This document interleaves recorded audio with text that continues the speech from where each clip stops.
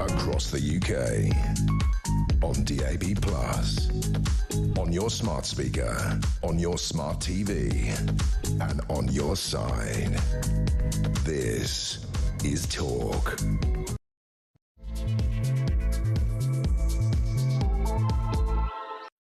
Ah, there you are. Where did that weekend go? You blink and they're gone, aren't they? But anyway, here we are, Monday. Good evening and welcome to the Political Asylum right here on Talk. I'm Kevin O'Sullivan and I'll be with you for 3 thrilling hours of breaking news, challenging views and dazzling debate. Get involved. Get on the phone and call me on 03444991000 or WhatsApp voice note me on the same number and I promise to play your message out. It is Monday, June the 9th. Here's what's coming up. Snapshot of the escalating madness of Britain's migrant crisis as an Indian guy on the plane at Heathrow Airport breaks free and makes a break for freedom, running across dangerous, busy runways as staff attempt to pursue him but appear to be in no physical shape to do so. One chubby chaser manages about 3 steps before pulling up sharply, having clearly seriously pulled a muscle. Others jog at a snail's pace, gasping for breath, while the migrant sprints around, threatening to bring Heathrow Airport to a standstill. This was a guy who was being deported. Apparently he'd been allowed to go to the loo by his government handlers and burst out down the steps and onto the runway. Another chaotic moment in the sea of chaos that is our ongoing migrant crisis. Tonight I'll bring you the full astonishing story about what went wrong in the latest drama in Keir's ongoing comedy of asylum seeker errors. 03444991000. Also tonight, the insanity of the government's anti-terrorism programme ruling that people who are worried about the migrant crisis are signing up to, and I quote, a terrorist ideology and may need de-radicalisation. So if you, like me and millions of other people around Britain, I suggest, are concerned about the migrant crisis, about the increasing number of foreign nationals that come across the channel illegally, break into our country, we don't know who they are they terrorists, are they people who mean us harm, among them, and the hotels, the 200 or so of them filling up with more and more visas. If you're worried about all of this, which I am, and I'm sure you let me know, but I think you are too. According to the government's Prevent campaign, you may need to be de-radicalised. You, being worried about this, may have signed up to a terrorist ideology. So if you're worried about the migrant crisis, according to this mad government, you are potentially a terrorist. The insanity of that, folks, is off the scale. These are left-wing lunatics working for the government who have no common sense about them at all. 03444991000. Plus, Rachel Reeves's humiliating U-turn, restoring the winter fuel allowance to every single pensioner. Whatever she says, it's a return to the precise position before Labour's losers so ill-advisedly just axed that payment to help prevent pensioners from freezing during the cold winter months. It's back because of the furious protest when they axed it. Rachel Reeves still trying to say, no, it's not the same. No, it is exactly the same as it was before. This is a total retreat by Labour. Unbelievable. 03444991000. When they did that, by the way, when they just axed the winter fuel allowance, in the process they destroyed their credibility and re-electability in one fell, supremely stupid swoop. 03444991000. Meanwhile, timid Kemi strikes again. The obsessively cautious Conservative leader, responding to Reform MP Sarah Pochin's call for a Burka ban, by meekly suggesting that maybe bosses could ban them in the workplace. So, what's the Tory policy then? Do they support religious face covering or not? Do they support religious face covering or not? Kemi just seems to say, oh, just ask the bosses if they want to ban it in the workplace. It's no good, is it? 03444991000. Plus, The Sun calculates that Britain's outrageous £4.7 billion migrant hotel bill adds up to every penny of tax paid by people in a city the size of Manchester. And lest we forget, the situation is getting worse by the day. The full tax of 582,000 workers, all going to the UK's astronomical asylum seekers' accommodation costs. Isn't that special? 03444991000. Also tonight, is Dawn French really sorry for her horrible video sneeringly dismissing October the 7th as a kind of a blip? Just something they did to us. Despite her grovelling apology, is the vicar of Dibley Star really sorry? No. No. Is she really sorry? No. No, she's not, is she? Also, we'll try to find out what exactly the point of Greta Thunberg's Freedom Flotilla to break Israel's siege was all about. Shouldn't someone tell the demented doom goblin that what's going on in Gaza would not be helped by 12 virtue-signalling idiots on a selfie yacht? Shouldn't Ms Thunberg thank the Israeli Navy for stopping her cruise boat in mid-Mediterranean and saving her life? Honestly, Greta, don't get involved in this. This is above your pay grade. Nobody needs this. Absolutely ludicrous. Did you see, by the way, folks, halfway through the voyage, she gets herself photoed on the deck of this rather nice sailing boat, sun going down, sunset, and she's standing there, you know, wrapped in a sort of Palestinian flag with a cocktail, like she's on holiday. This is just getting ridiculous, isn't it? 0344 499 1000. Plus, the cop who thinks calling Jews baby killers is neither racially aggravated nor an incitement to hatred. The latest from riot-torn Los Angeles. And Kinsey Schofield here in London, live in the studio, to talk about Meghan's twisted version of privacy. All that and so much more, so don't go anywhere. Stick with me right here, right now on Talk, the home of free speech and common sense. Let's spend Monday night together. And right off the bat, for the first hour, I'm going to be joined by Talk's international editor, Isabel Oakeshott, of course. And welcome, Isabel. Good evening. And we're going to start off with another one of your exclusives. Very grateful for it. It's an extraordinary story, which gives rise to a bigger picture. But this happened at Heathrow, I believe, on Sunday, or certainly over the weekend, where a foreign criminal who was due for deportation was on board a jet at the world's busiest airport, Heathrow. He was being escorted by government guards, as is always the case with these kinds of deportations. They have to be properly secure, so they're strapped into their seat, that kind of thing. Well, this guy, apparently just before takeoff, asked if he could go to the loo, which he did. Burst out of the loo, as far as we understand, straight onto the steps of the plane, and there he goes. There he goes, running around Heathrow Airport now. In itself, just ridiculous. He's just standing there. Doesn't quite know what to do. He's being followed by staff. I don't know what kind of staff they are, but put it this way, they're not really up to the task. They're pretty damned unfit. That guy just walking doesn't want to. Now this guy, look at that guy. That guy manages about 4 steps and clearly pulls a hamstring or a muscle and has to sort of pull up sharply. Meanwhile, the other people are so unfit that they have to keep stopping and walking, whereas this guy, for all his problems, is clearly in pretty good shape. So he's just running around. This is Heathrow Airport, for God's sake. And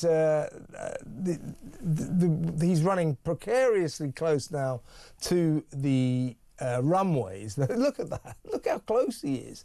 That van, thank God, chases him. Even then, he almost manages to get away. And I think what he decides at this point, when the van comes back, is he's never going to get away. So he just gives it up. They don't actually catch him per se. He just decides, oh, well, that's enough of this. Might as well give up the ghost. So there he goes. Off he goes there under arrest. Now, I don't know whether they put him back on the plane. If they didn't, they missed a trick. There's the cops there. Apparently there are some cops there. Here come the police. To collect him. But this is like it's like almost a comedy film. This is a comedy of errors. First of all, Isabel, I know you've been doing research on this. What's the background story? What happened here? Talk us through it. I mean, this is an extraordinary illustration of incompetence in this government's much boasted about programme of deporting foreign criminals. I mean, they boast about how many thousands they're sending out of our country, the vast majority voluntarily. But this chap wasn't leaving voluntarily. He was being forcibly removed on a flight to India. And we know that he was likely to cause, or thought that he was likely to cause, trouble from the start, because you can see that he's wearing a black belt around his waist. That is a waistband that is used to restrain troublesome deportees. So when the staff, the Home Office contractors who accompany foreign criminals on those deportation flights think that somebody they're escorting is going to cause trouble, they put one of these restraining waistbands on him. Now, the story that one insider account I've had of how this guy managed to break for freedom related to him asking to use the toilet before the plane took off. Now, normally staff would, the contractors, a company called Mighty that handles these deportations for the Home Office, would not normally allow deportees to go to the loo while the plane's sitting there on the runway with the doors open and the stairs leading down from the aircraft, for obvious reasons. It's important to say tonight that Mighty actually deny that the gentleman was, as they put it, using the facilities. But we'll come to that and whether we are to trust what Mighty says. Well, that's all right then, because clearly they've really cloaked themselves in glory here, haven't they? He wasn't in the loo. Great. That's their response to this situation, is it? Yeah, well, what was he doing then? If he wasn't in the loo, Isabel, it's even worse. I agree. I agree. It's even worse. So they haven't told us quite how they made this blunder. But what we can see is his break for freedom and the hapless Mighty staff, trying in vain to catch him as he pegs it across the runway with aircraft kind of taking off hither and thither around him. Air traffic control clearly had to send out an alert that there was this chap on the loose. And you can see the Mighty staff failing to catch up with him. Interestingly, although the job of escorting foreign criminals back to countries like Afghanistan, well, actually we return very few to Afghanistan, mainly to African countries, but all over the world, is pretty physically demanding because so many of them quite literally kick off. And yet the contractors, Mighty, make no physical fitness tests of their staff. Clearly. Exactly that. And some of the staff have told me, actually, they believe there should be fitness requirements. And you can see why, can't you? Well, certainly you think that now, yes. Multiple questions to answer here. It's a massive blunder, very embarrassing for Mighty, and raises some serious security questions. It does. Let me give Mighty their right of reply. This is a Mighty spokesman. Well, first of all, they gave us background guidance, so I'm going to read it out of respect to them.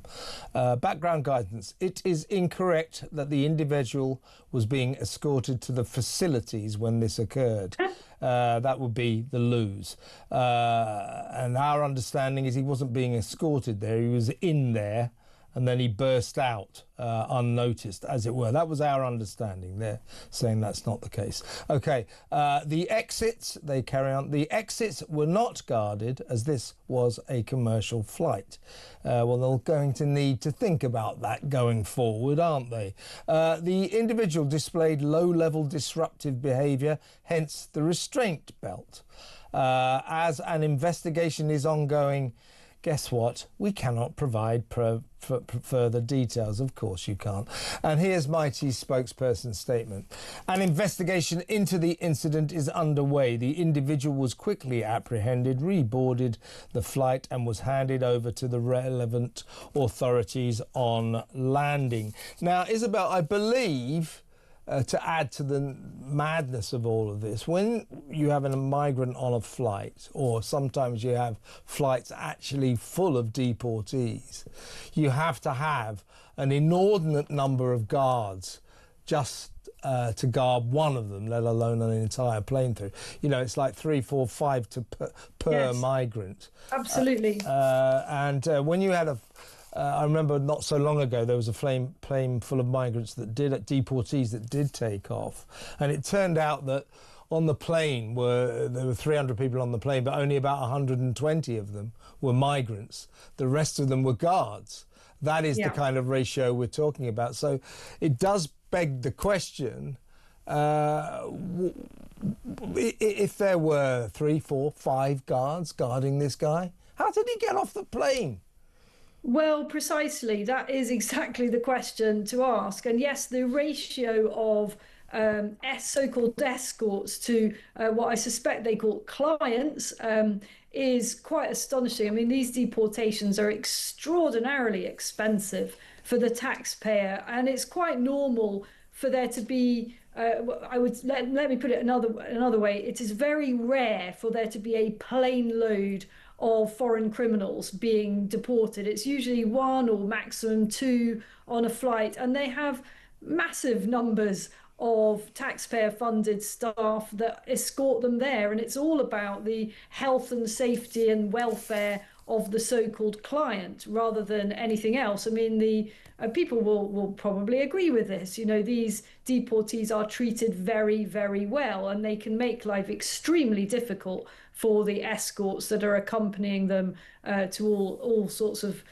weird and wonderful countries all over the world. And it's a tough old job, that. But Mighty's record of how it treats the people that, you know, manfully do that job, and there are women who do it as well, I should add. They don't have a great record, Mighty, and I think they've got some serious questions to answer about the protocols that were breached here that allowed this guy to do a runner. Particularly as going forward, this narrative will revolve around Labour's new habit of seriously boasting about the number of deportations. It's more than ever before and all this kind of stuff. That is what it is, whilst they're completely failing on the migrant crisis at the Channel and indeed in other areas, the legal migrant crisis as well. They're trying now to say, oh, but look at the rate at which we're deporting undesirables.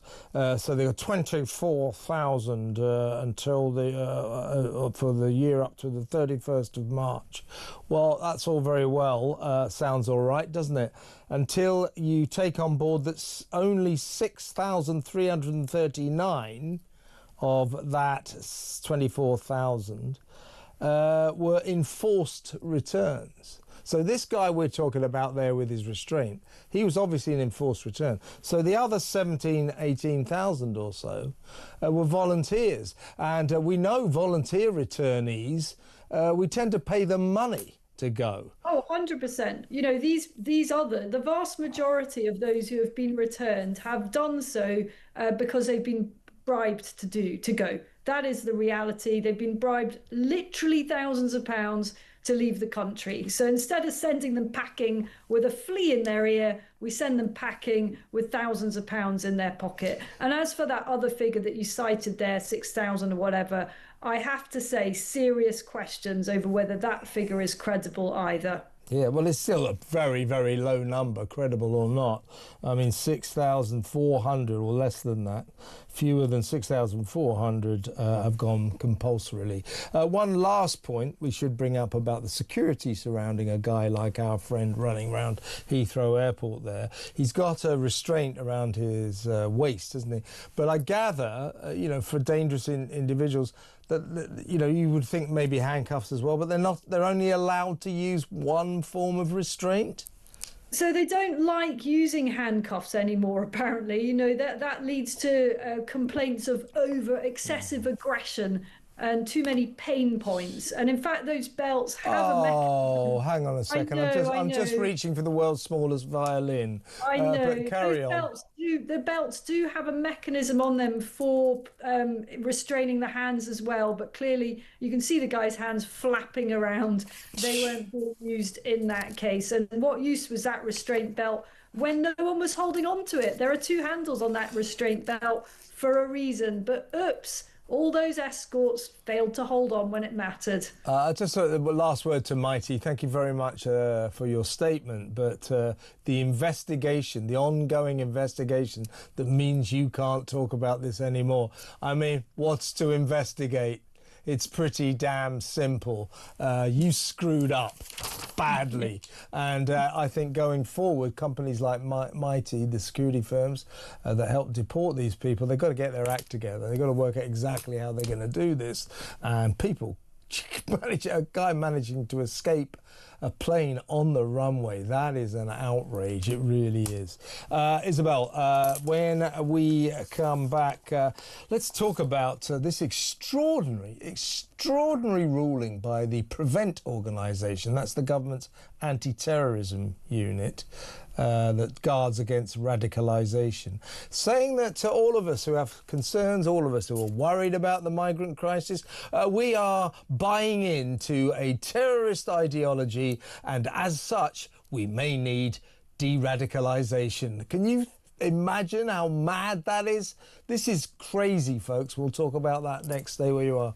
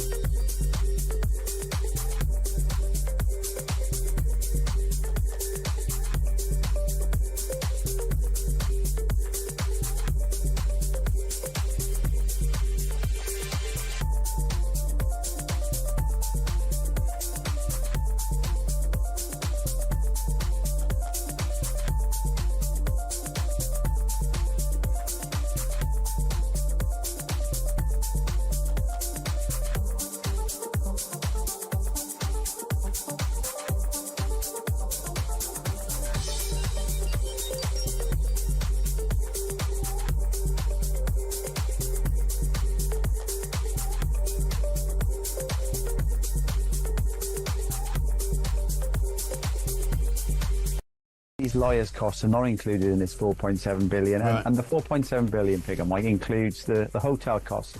It also includes the kind of the landlord accommodation that the likes of Serco will pay you 5 years, all your rent, all your kind of utilities and stuff. So it's a staggering amount of money. And as you point out there, so 600,000 people have to get up, go to work every single day, pay their taxes, because they earn on average, in the UK, it's about £38,000 a year. So obviously you earn that money, the government takes the tax, and you need 600,000 of them to pay the asylum accommodation bill.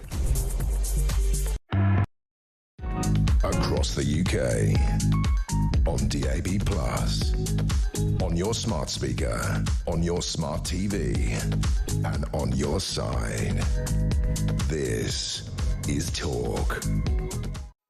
Welcome back. I'm still with Talk's international editor, Isabel Oakeshott, and I'm sure that Isabel was just as stunned and horrified as I was when I read this story over the weekend. It's absolutely shocking. And what it proves to me is one of the problems with modern Britain is that the people who run it, the senior civil servants, the senior coppers, more and more at executive level in the government, too many of them are fully paid members of the Guardian Reader left-wing society, and they are at war with normal people in this country. So Prevent, which is the government's anti-terrorism organisation that de-radicalises young people who have sort of bought the Al-Qaeda message and all that sort of thing.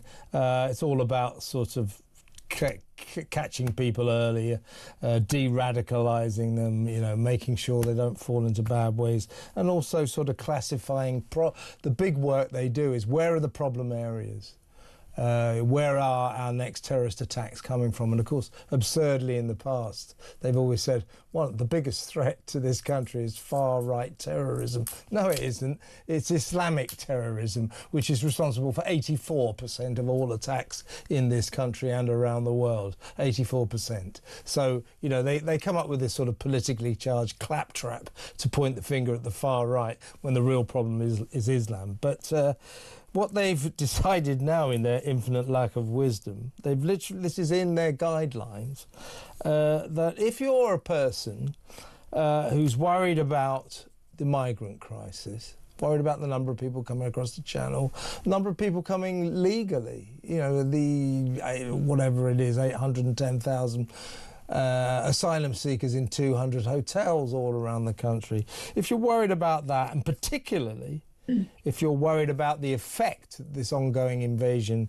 may have on traditional British culture. Now, I'm sure you are worried about it. I'm worried about it. I know millions of people out there are worried about it. According to the people who run Prevent, that makes you, me, and the millions of other people who share our concerns over the migrant crisis, that makes us people who have signed up to, and I quote, a terrorist ideology, and we may require de-radicalisation. That is so mad. It is terrifying.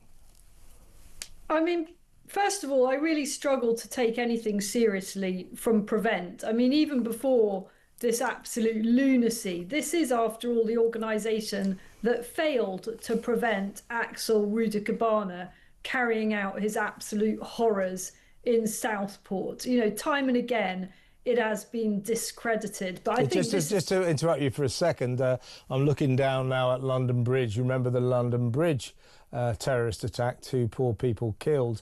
Well, the perpetrator of that horror was a young man who had been through the Prevent programme and had been magnificently successfully de-radicalised, although maybe not much really. A typical success story from the joke that is Prevent.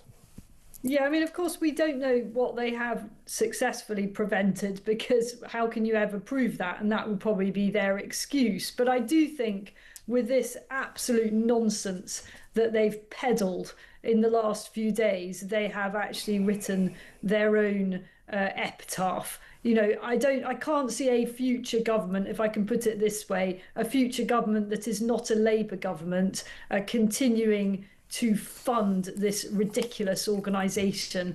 And how can anyone take it seriously? You know, probably the vast majority of people, the overwhelming majority of people in the UK are concerned about all of these things, and quite rightly so. And the reason that many people are concerned about boatloads of unidentified foreign men coming from very, very difficult parts of the world is precisely because of the risk that even if one of those people has a bad agenda, does not agree with our values, then we are all less safe for it. There is a real national security issue.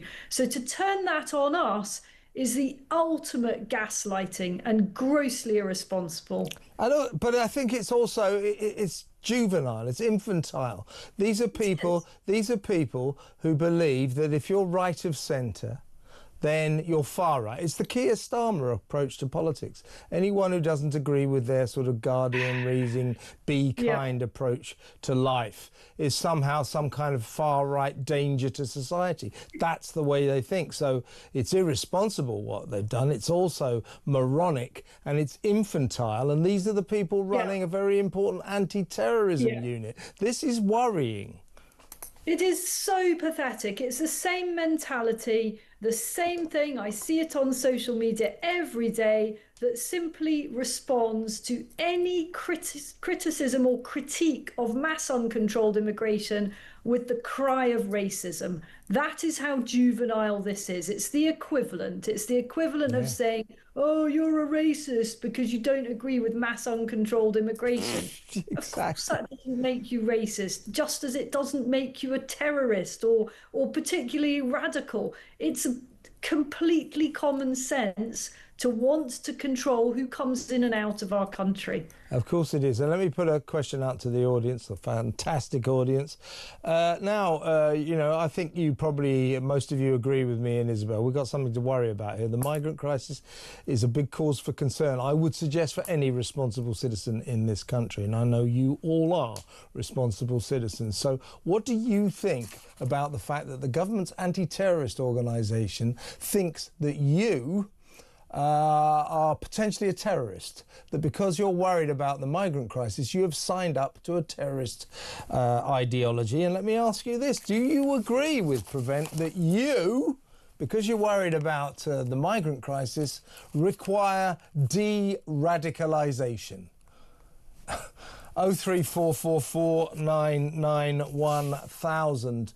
I'll tell you what Rachel Reeves requires, Isabel. Sacking. But we'll talk about her afterwards and this ridiculous total U-turn. I mean, it's good news, but it is a total humiliating U-turn on the part of the government. Folks, don't worry about it. The winter fuel allowance is back in exactly the same form as it was before Rachel from Accounts and that idiot Starmer axed it. You couldn't make this stuff up. That next, stay tuned.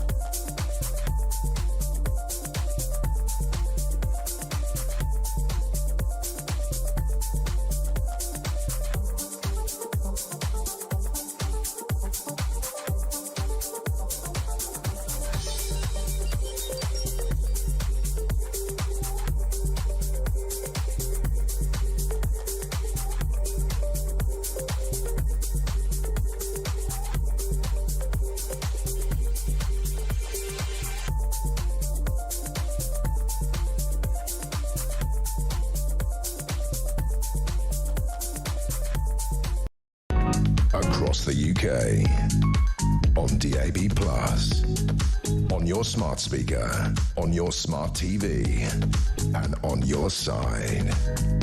This is Talk.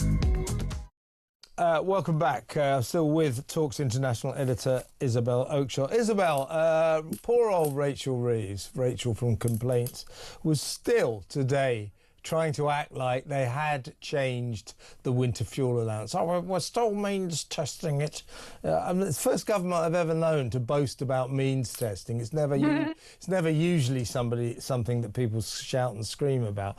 But this is what's happened with the winter fuel allowance. Make no mistake, what has happened after what is it now, 10 months of horror, of embarrassment, of failure on this government's part, they have reinstated today the winter fuel allowance in exactly the same form as before they axed it.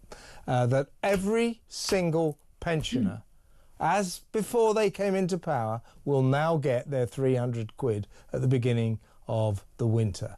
I think it's September, October, something like that. So they've reinstated the full winter fuel allowance. She's trying to say, those over £35,000 a year, they'll get it. We'll get it back from them in the form of their taxes and all that. Well, okay, that was the same as before. It always was the same.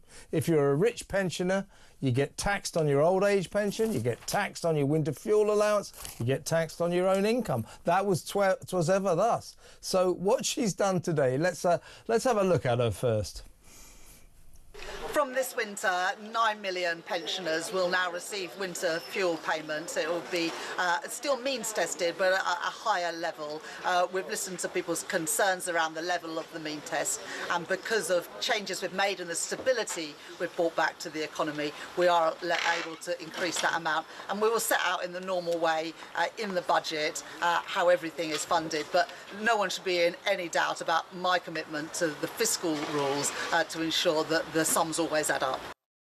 And just to prove, Isabel, that the reform tail is well and truly wagging the Labour dog, here's Nigel Farage taking credit for this incredible U-turn. They have reversed their policy, and all but those that earn £35,000 a year or more will now get their winter fuel allowance. It means that 1.8 million won't. Quite how they administer that £35,000 figure, I'm not sure. I always thought it would be easier to say no winter fuel allowance if you pay, say, 40p tax or more. But it is a considerable step in the right direction. There'll be a lot of pensioners out there very, very pleased, including constituents. I can help Nigel there. I think he's slightly off beam. What Rachel Reeves is actually saying is every single pensioner will get the money. But those on more than £35,000, when they do their tax returns, the government will try to see to it that that £300 they pay completely in tax. So, in effect, in the long run, they don't really get that £300.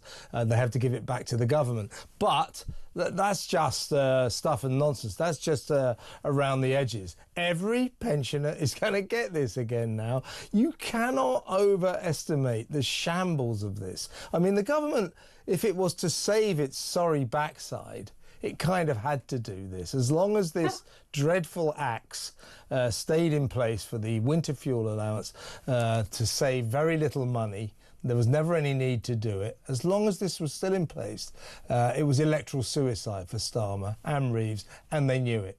And so now, what they did, I know this as well, because they looked at ways of saying, right, well, only 7.9 million pensioners will get it, 1 million won't get it. Now, if they went about means testing it up front, as it were, if every pensioner had to fill a form in to see whether or not they warranted the payment, that would cost an absolute fortune.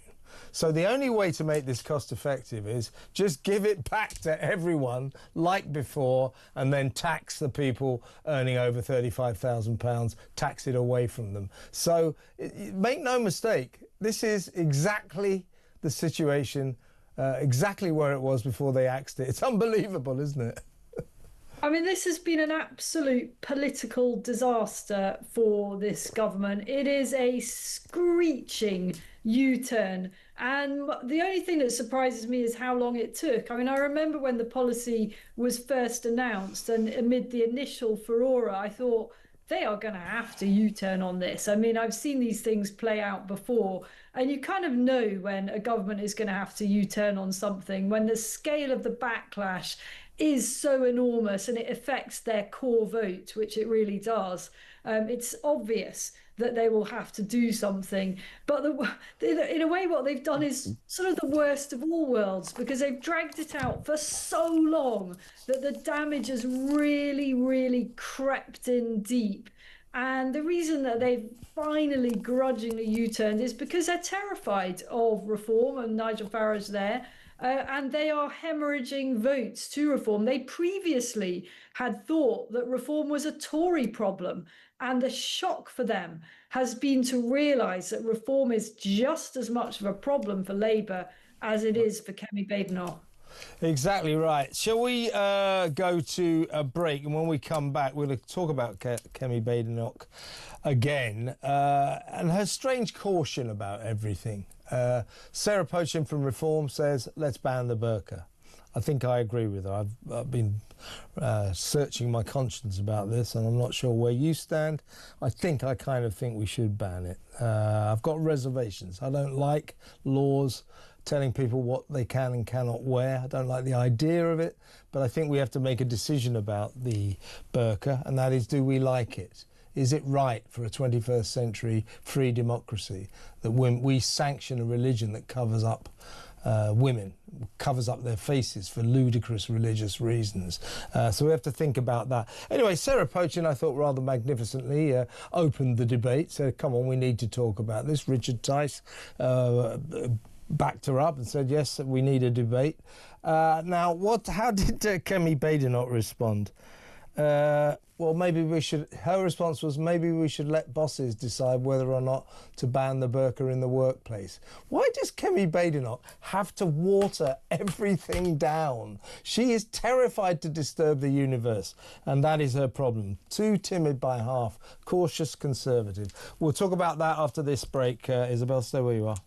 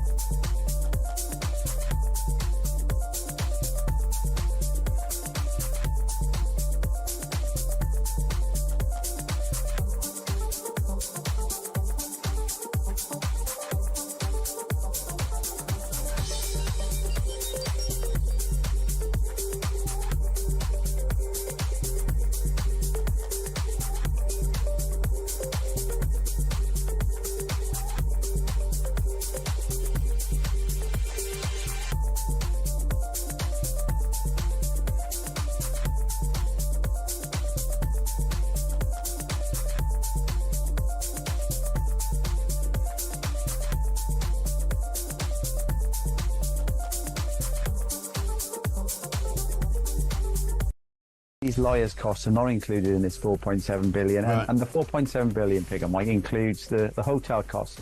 It also includes the kind of the landlord accommodation that the likes of Serco will pay you 5 years, all your rent, all your kind of utilities and stuff. So it's a staggering amount of money. And as you point out there, so 600,000 people have to get up, go to work every single day, pay their taxes, because they earn on average in the UK it's about £38,000 a year. So obviously you earn that money, the government takes the tax, and you need 600,000 of them to pay the asylum accommodation bill. Across the UK, on DAB+, On your smart speaker, on your smart TV, and on your side. This is Talk. Welcome back. I'm still with Talk's international editor, Isabel Oakeshott. Isabel, let's talk about Kemi Badenoch. Now, Sarah Pochin, I was hosting Drive Time on Friday, and she was nice enough to come on to my show, whereupon I complimented her for opening up a debate that this nation needs to have. She discombobulated the Prime Minister with her maiden question in the Commons, would he consider banning the burqa? Her reason for this was, you like Europe, you love all those European countries, so you got France, you got Denmark, you got Austria, all of whom have banned the burqa. There's also many Muslim countries around the world have banned the burqa, 22 countries altogether. The way Keir Starmer reacted, you'd have thought that Sarah Pochin had proposed killing every baby in order to tackle the population crisis or something. It's like, I'm not going to follow her down that line, etc., etc. But I think it's an important debate, and I think this country needs to have it, and needs to have it now. Kemi Badenoch's response was to say, perhaps bosses in the workplace should have the right to ban the burqa if they want. Why does she have to water everything down so ridiculously? Why hasn't she got the guts to engage what this narrative is about? What it's about is, do we as a nation ban women from wearing face covers for religious reasons? Total face covers, those awful ones that go across the nose, the ones with those. There's about 3 or 4 different forms of the ones where you can't see their faces for religious reasons. That's the question. So don't respond by going, well, perhaps bosses could think about it in the workplace. What is wrong with her? Why can't she actually engage with what this debate is actually about? Well, I think you hit on something there where you said she's very cautious, and I don't think caution is going to get her anywhere on in terms of her political fortunes at this point. I mean, it is a really sensitive issue, and the truth was that I was a bit blindsided by Sarah Pochin raising this issue. I hadn't actually formulated my own view. And I should say that I live in the Middle East, and I, of course, am surrounded sometimes by people wearing burqas, and that is entirely as it should be in a country where that is the culture. Although I must say there are actually not that many of them in where I am in Dubai. And I respect the fact that here where I am, they embrace diversity. I can go out in a pair of shorts and a vest top, just as some women go out in a burqa. But this is England and the UK that Sarah Pochin raised this debate about. And I think it's an entirely reasonable question to ask. I actually don't think I am in favour of banning it, and that might put me at odds with some in the Reform Party. I don't really like the idea of banning things generally, and I know you're sort of instinctively with me on that, Kev. I am. Yeah. So for that reason, I'm a bit torn about it, because I do think that it's in the UK, it may, if not promote division, make it more difficult for people to engage with each other. But I don't want to be more strident than that, not least because I'm very conscious of how lucky I am currently to live somewhere that accepts all forms of clothing. Yeah, you see, I mean, I'm with you. I've got so many reservations. I'm very uncomfortable about the idea of sanctioning a government demand or laying down laws and regulations about what people can and cannot wear. I mean, there are laws about apparel. I mean, you can't walk around with a T-shirt with a swastika on it. In fact, there's a law stating that you actually have to wear clothes. So there are, the idea that clothes can never be covered by state law, that's ludicrous. There are already laws about clothes. But telling people what they can and cannot wear does, I automatically recoil from that.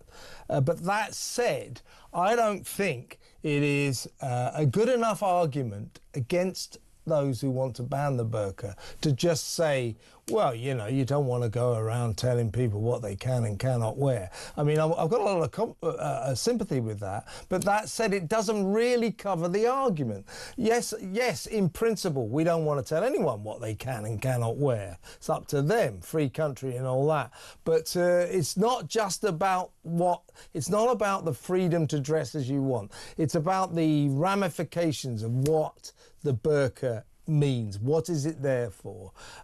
So they'll also tell you, very few women in Britain wear the full burqa. Well, what they mean by that is the full face-off with the net. You're right about that, but you do see it. But then there's the one with the slit and then the nose. There's a lot of pretty full face coverings. And we have to ask ourselves, do we just sort of turn a blind eye to that?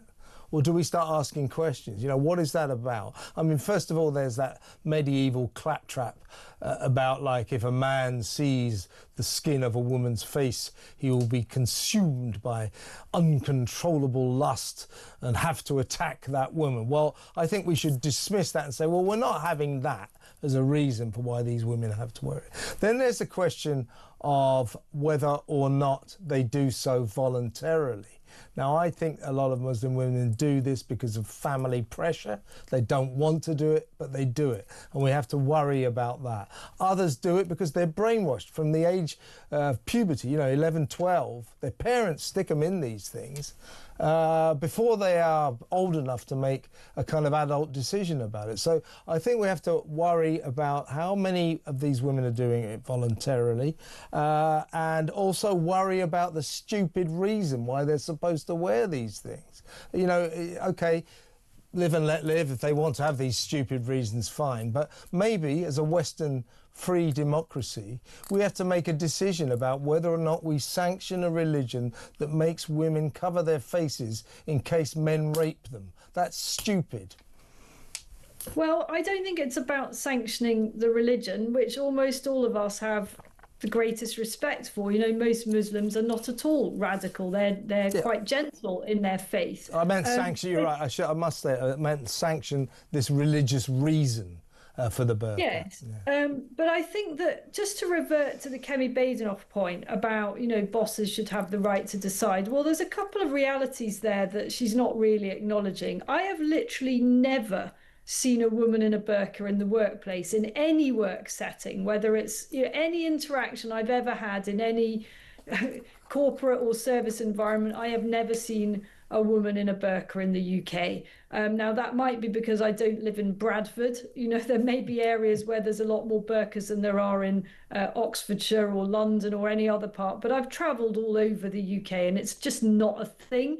And that is probably because generally in the UK, women who are from that culture are not actually working. That part of that is that they're at home all day looking after the children. Of course, I'm generalizing, and, someone may want to correct me, but I would say a vanishingly tiny proportion of burqa wearing women in the UK are in jobs. I don't know what the statistics. So in other words, Isabel, you're quite right. It's another aspect to this debate that the mere wearing of those rather austere garments, basically cut these women out of what you might classify as normal life. They can't get a job, they can't sort of socialise normally.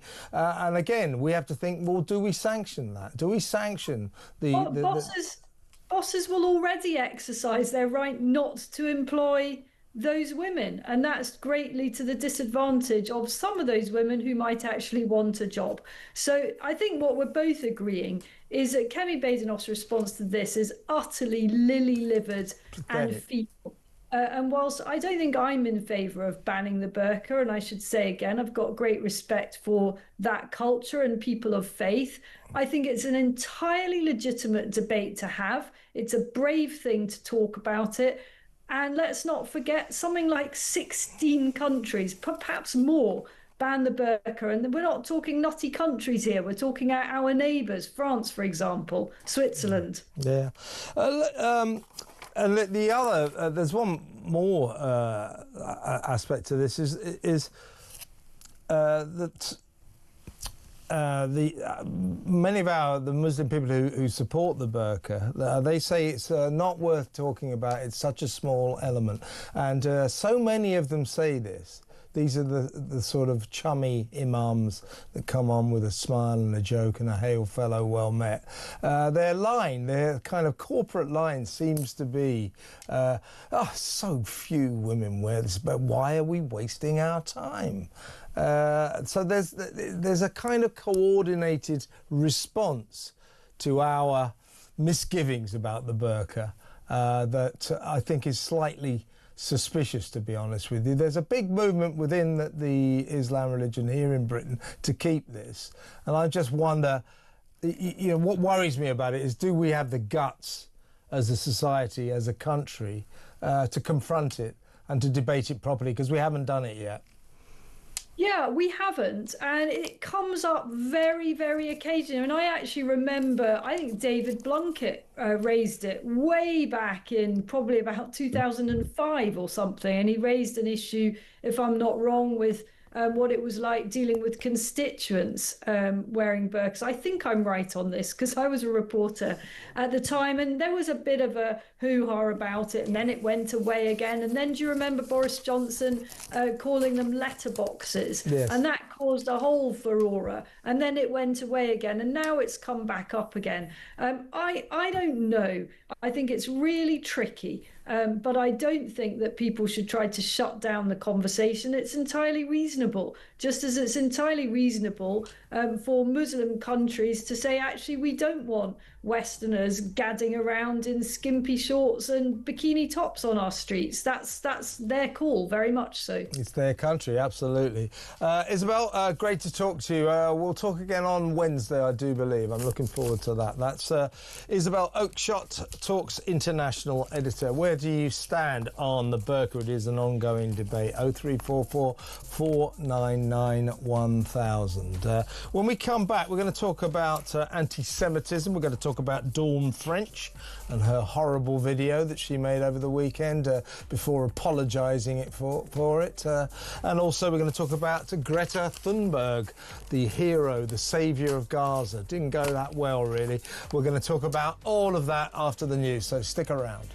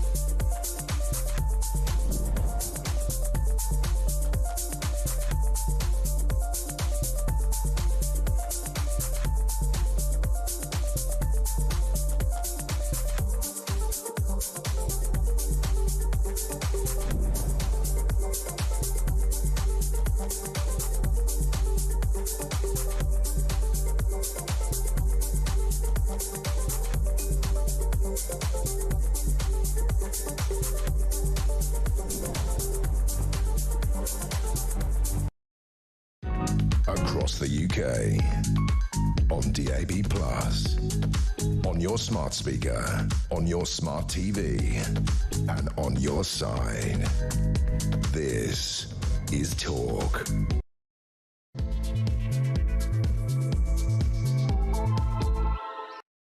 Welcome back. This is the second hour of tonight's Political Asylum. Towards the end of the hour, we'll be finding out what the hell is going on in Los Angeles. Los Angeles has erupted in riots. The National Guard have been sent in. Don't get too worked up about that, by the way. That's like the Territorial Army. They're like the reserves. So it's basically a bunch of accountants and students and things who've had to put on their uniforms and been brought into LA. When was the last time that happened? Rodney King riots, 1992. Who was covering those riots on the fire-torn streets of LA? Me! I was there. I can tell you all about it. And probably will. But seriously, we'll talk about that later in the hour. Also, in a little while, I'm going to bring you a video that will... I think, rather shock you. If it doesn't, it should. It's a copper, right? There's a protest going on. It's actually a pro-Israeli protest, protesting about October the 7th, a vigil held in Brighton over the weekend, in which a young copper, told a protester, an Israeli protester or a Jewish protester, that in his view, people shouting that Jews are baby killers is not racially aggravated and is not an incitement to hatred. They're shouting Jews are baby killers.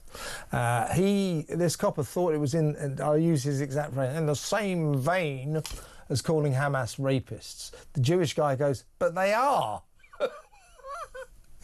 This is a British serving policeman who thinks that if you shout Jews are baby killers, it's not at all incendiary, it's not racially aggravated, it's not calculated to incite racial hatred or anything like that. It's just a normal thing to shout in a free country. Well, we're all for freedom of speech, but if we're going to have hate laws, shouting Jews are baby killers, I think it maybe qualifies as a breaking of our hate laws. I wish we did have hate laws, actually, but that's another issue. So we'll talk about that in just a little while. Also, taking your calls at 8:30, half an hour or so. 0344 499 1000, or you can send me a WhatsApp voice note if you prefer. Right, let's go over to my first guest of this hour. He's the writer, author, journalist Jonathan Sacerdoti, who's got lots to say about our two heroines of the weekend, Dawn French and Greta Thunberg, both of whom climbed aboard, if you like, the traditional lovey sort of Israel-hating celebrity bandwagon. There's a groupthink going on there. Welcome, Jonathan. Before we talk, let's just have a look at our two female heroes at work. Well, first up, here's Dawn French's video that she posted. Complicated, no, but nuanced. But, you know, bottom line is no. Yeah, but, you know, they did a bad thing to us. I mean, I don't know. Yeah, but no. But we want that land, and we don't know, and there's a lot of history, and we've got, you know, no. As I keep saying, did she subsequently issued an apology, Jonathan? Did she mean it? No. Now, before we address the Dawn French issue, here's Greta Thunberg, who's been on a Mediterranean cruise, enjoying herself. Lovely weather down there. I don't know if you saw a couple of days ago on the deck, like right at the forefront, like on Titanic. There's a picture of herself wrapped in a Palestinian flag, having a cocktail. It's unbelievable. So she's been on holiday, really irresponsible. You know, if she wants to go and protest about climate change wherever, fine, but don't get involved in what's going on in Gaza. The Israeli Navy, that's got far more important work to do, had to waste its time intercepting this boat, this Freedom Flotilla, which was going to break Israel's siege, was carrying a kind of performative, symbolic cargo of aid, never got anywhere near Gaza. As you wrote for The Spectator, I think, Greta should thank the IDF for saving her damn life. But here is Greta after she got arrested. My name is Greta Thunberg and I am from Sweden. If you see this video, we have been intercepted and kidnapped in international waters by the Israeli occupational forces or forces that support Israel. I urge all my friends, family and comrades to put pressure on the Swedish government to release me and the others as soon as possible. You're not kidnapped, you're not a prisoner. All the Israelis did, to their credit, they sat those 12 idiots down, those 12 virtue signalling celebrity, what they call it, the IDF brilliantly dismissed it as a selfie yacht, which is what it was. They sat them all down and made them watch a film of the horrors of what happened on October the 7th. So we'll talk about Greta in a second, Jonathan, but first up, your take on our hero, Dawn French, and that bit where she went, the worst bit was, oh, yeah, oh, you did a bad thing to us. No. And all this, you did a bad thing to us. A bad thing? They exterminated 1,200 innocent Israelis. They raped women. They cooked babies in ovens. They murdered people at point-blank range with their machine guns. And she goes, oh, you did a bad thing to us. I mean, you know, for God's sake, Dawn French must never again, in my view, be regarded, as she has been hitherto, as a national treasure. Would you agree? I think it's so depressing when figures like Dawn French put this stuff out, because it's so sanctimonious and kind of patronising about what is really a terrible tragedy for so many people. I think it shows either a complete ignorance of what's going on, or more likely a complete disregard for what's going on. She tries to turn it into like a comedy skit, I suppose, on her ex. She is a comedian, so I understand that, you know, when you're a hammer, every problem's a nail. But I think that if making mocking videos about this situation were the way to fix it, well, probably we'd be in a much happier world. Indeed, I would say that what Dawn French did here is utterly reprehensible. The idea that she did it by accident, as she sort of suggested in her apology, is also pathetic. She said that she didn't mean to sound one-sided, that she didn't mean to exclude condemnation of Hamas and what it did on October the 7th and since, and for many decades before. But of course she did mean that. She planned this video, she planned what she'd say, she rehearsed it perhaps, she maybe did more than one take of it, she watched it over before she uploaded it, just like any other sad old Instagram influencer. And I would say that that really shows what she truly meant to do. The fact that she apologised afterwards is because there was such a backlash. Perhaps she realised how stupid she looked, how insensitive it was. But the damage is done already, and I think that, you know, others have said even after this apology, you can still look at her profile and see which flags she chooses to put in her little description in her bio. There's no Israeli flag there, there's the PLO flag, and, you know, I think that again shows the true intentions of what she wants to contribute to this. And there's a Gary Lineker element to this, isn't there? Very, very outspoken now. They look at what they call the horror in Gaza, the Israelis, the evil Israelis and what they're doing. They're very, very outspoken now. Dawn French, along with Gary Lineker and so many other lovies from our celebrity community, after October the 7th, not a word, complete silence. Do you see a duplicity here, Jonathan? Well, I mean, look, it is horrible to watch what's going on in Gaza. And to some extent, one has to look at it and think about the lesson that maybe Palestinian mainstream society and politics should learn, which is when you massacre other people and start a war, you can expect that you might suffer afterwards. Now, I'm not saying that means that everybody in Gaza deserves to suffer and that those who are caught up in this but aren't instrumental in that attack deserve any of what they're getting necessarily. But I am saying that it's not surprising that there is a war. It's not surprising that after what happened for decades, culminating in that horrific massacre on October the 7th, Israel went to war with the Palestinians in the Gaza Strip, with Hamas specifically, because after so many years of trying to live alongside them, of trying to minimize the rocket fire out of that region, of trying to live despite the constant indoctrination and education of children towards terror, hatred of Jews and the like, eventually, you know, they did have to act after hundreds of people were killed, raped, kidnapped, tortured, and that has just carried on. They still haven't got back all of the hostages. People are still dying in captivity. And there is starvation in Gaza.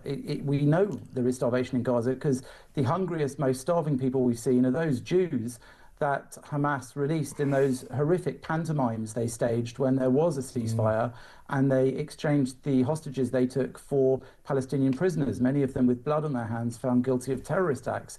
So I think that generally speaking, it's fine to have a lot of sympathy for people who are caught up in this. But at the same time, that is war. War is horrific. And the things that will speed up the end of this war are not the do-gooders, the lovies who come up with these really half-baked contributions, these mocking, jeering, patronizing videos and the like, and their pathetic demands. Because what needs to happen is Hamas, the jihadi terrorists, have to be absolutely defeated. If they're defeated, then the people of Gaza maybe stand a chance, I say maybe, of having better leadership that might then educate the next generation away from that kind of jihadi Jew hatred, that bloodthirstiness inspired by Islamic extremism. And then maybe there is a prospect for the two Israelis and Palestinians to live, coexist peacefully side by side. But that's a lot of maybes. The first part that really needs to happen is that they need to absolutely eliminate, have absolute victory over. Well, I think that's what's happening. That's what's happening, and that's what the Dawn Frenches of this world. Indeed, that was what Hamas can't understand. That in the past, Hamas have relied, in my view, on the usual system, which, yes, there's always a very, very stringent response to their acts of terror. But then it dies down, and then everything, the dust settles and everything goes back to normal. Well, this time, for better or worse, Israel said, no, not this time. We're going to finish the job. You know, you are not getting away with us just laying down our weapons before the job is done. So that is what's going on. Why do you think, Jonathan, that so her ridiculous apology, did she mean it when she said sorry? No, she didn't. But she says, I'm so sorry, I clumsily used a mocking tone in saying, in an effort to convey, and I quote, an important message. Yeah, because I was a bit confused about what's going on in Gaza, and I was saying, where are the middle-aged British comedians, the middle-aged, middle-class comedians to tell us what we should be thinking? Because that's what we look to people like Dawn French for, isn't it? Important messages about the conflict in the Middle East. Well, the Olympian self-importance of this is off the scale, isn't it? Of course it is. I have to say, you know, many people love Dawn French's comedy. I'm not such a fan myself, but she is somebody that's made a career out of it, and a very successful one. So I don't take that away from her, but I don't look to clowns and comedians for analysis of complex geopolitical situations. But against the backdrop of rising anti-Semitism, which has really been spurred on by this unbridled hatred of Israel, the Jewish state, trying to protect its people from anti-Semitic jihadi killers, I think that this can't be looked at ignoring that. The world she lives in is one where presumably Jewish people she knows are having the same conversations I'm having and hearing week in, week out from other Jews, which is how much longer have we got left in this country with two-tier policing where they don't arrest people who are calling Jews baby killers or who are calling for jihad on the street, or where Jewish schools are not properly protected, where we see people around the world being literally killed in America or elsewhere for being Jewish, where we basically hear Jewish people saying they don't feel looked after and protected. Jonathan, she doesn't have any.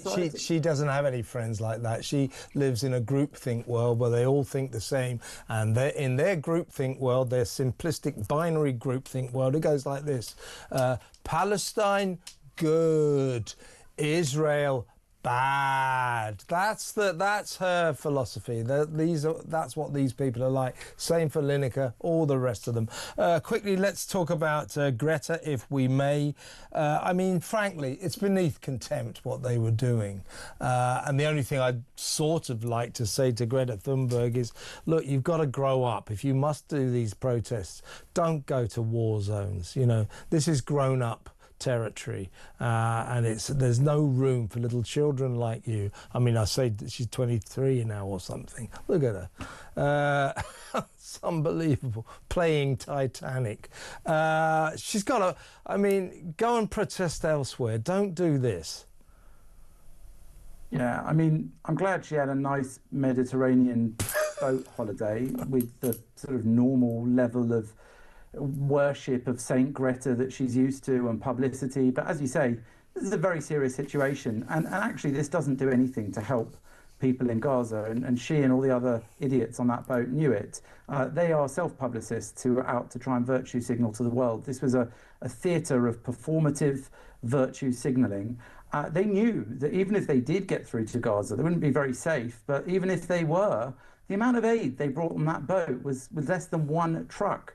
Whereas Israel has actually navigated this very complex situation where Hamas is stealing the aid, keeping it away from ordinary people in Gaza, selling it in order to carry on financing their war effort against Israel. They found a way around that is now starting to bear fruit, to provide aid for free to as many people as they can in Gaza. What on earth did Greta think her boatload of rice and tampons and crutches was going to do?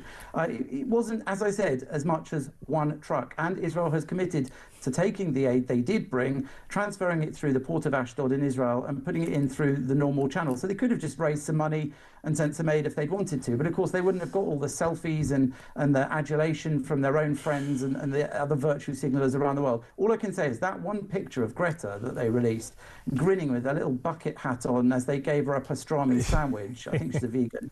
I think that picture says it all and should bring down this whole myth of Saint Greta, this ridiculous woman child. And she is a woman now. She has no excuse of being a child. She just needs to move on, get over it. The world needs to stop paying attention to her, ignore this sort of sick stunt. You know why she did it though, Jonathan, don't you? I mean, this is when she was a sort of teenager, she predicted that by 2023, the end of the world would have happened, that humanity will have been destroyed by the climate change emergency. So she's still reeling from the disappointment of that prediction not coming true.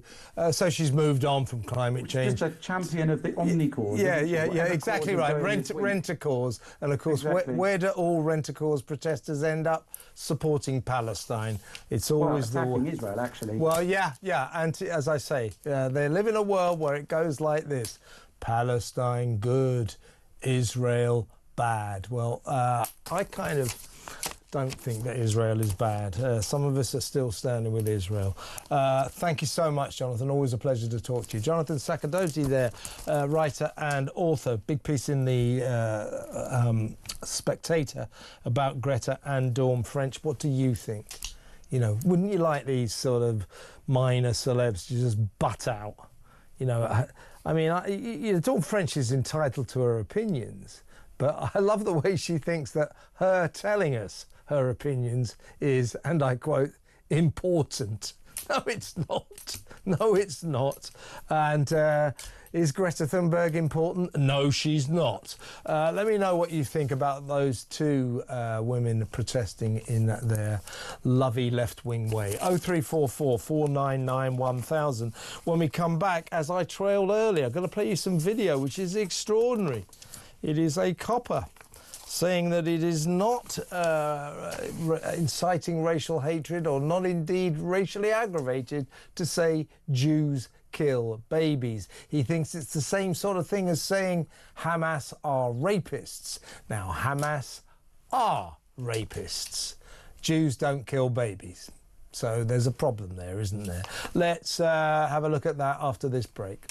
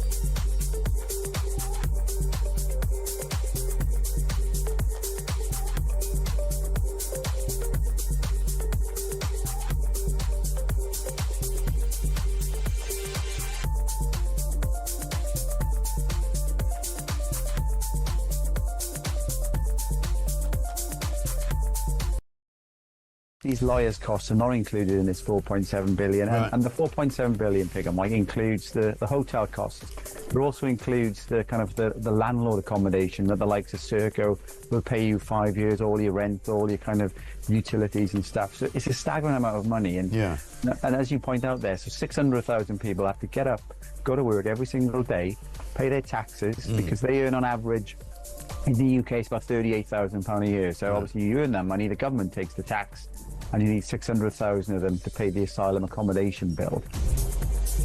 This all comes back to a dangerous idea, and believe me, it's infected this country too, which is we don't enforce certain laws because we've decided that we just don't like them. I don't want to hear a jip, not a whiff of anything out of anybody that says, oh, I'm a rule of law, defend the rule of law. If you defend the rule of law, Across the UK, on DAB+, on your smart speaker, on your smart TV, and on your side.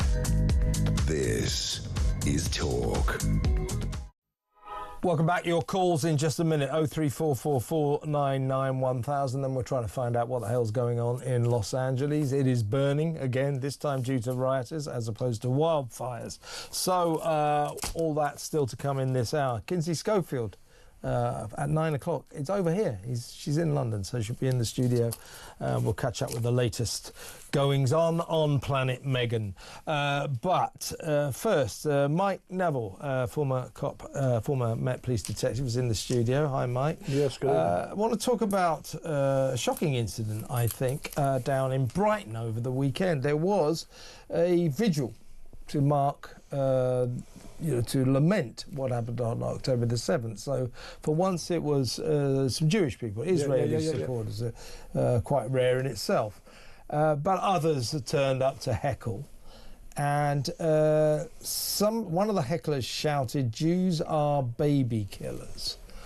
Now, a visibly shocked Jewish man who was there went to the coppers, this young copper, and he said this man has just said that Jews kill children.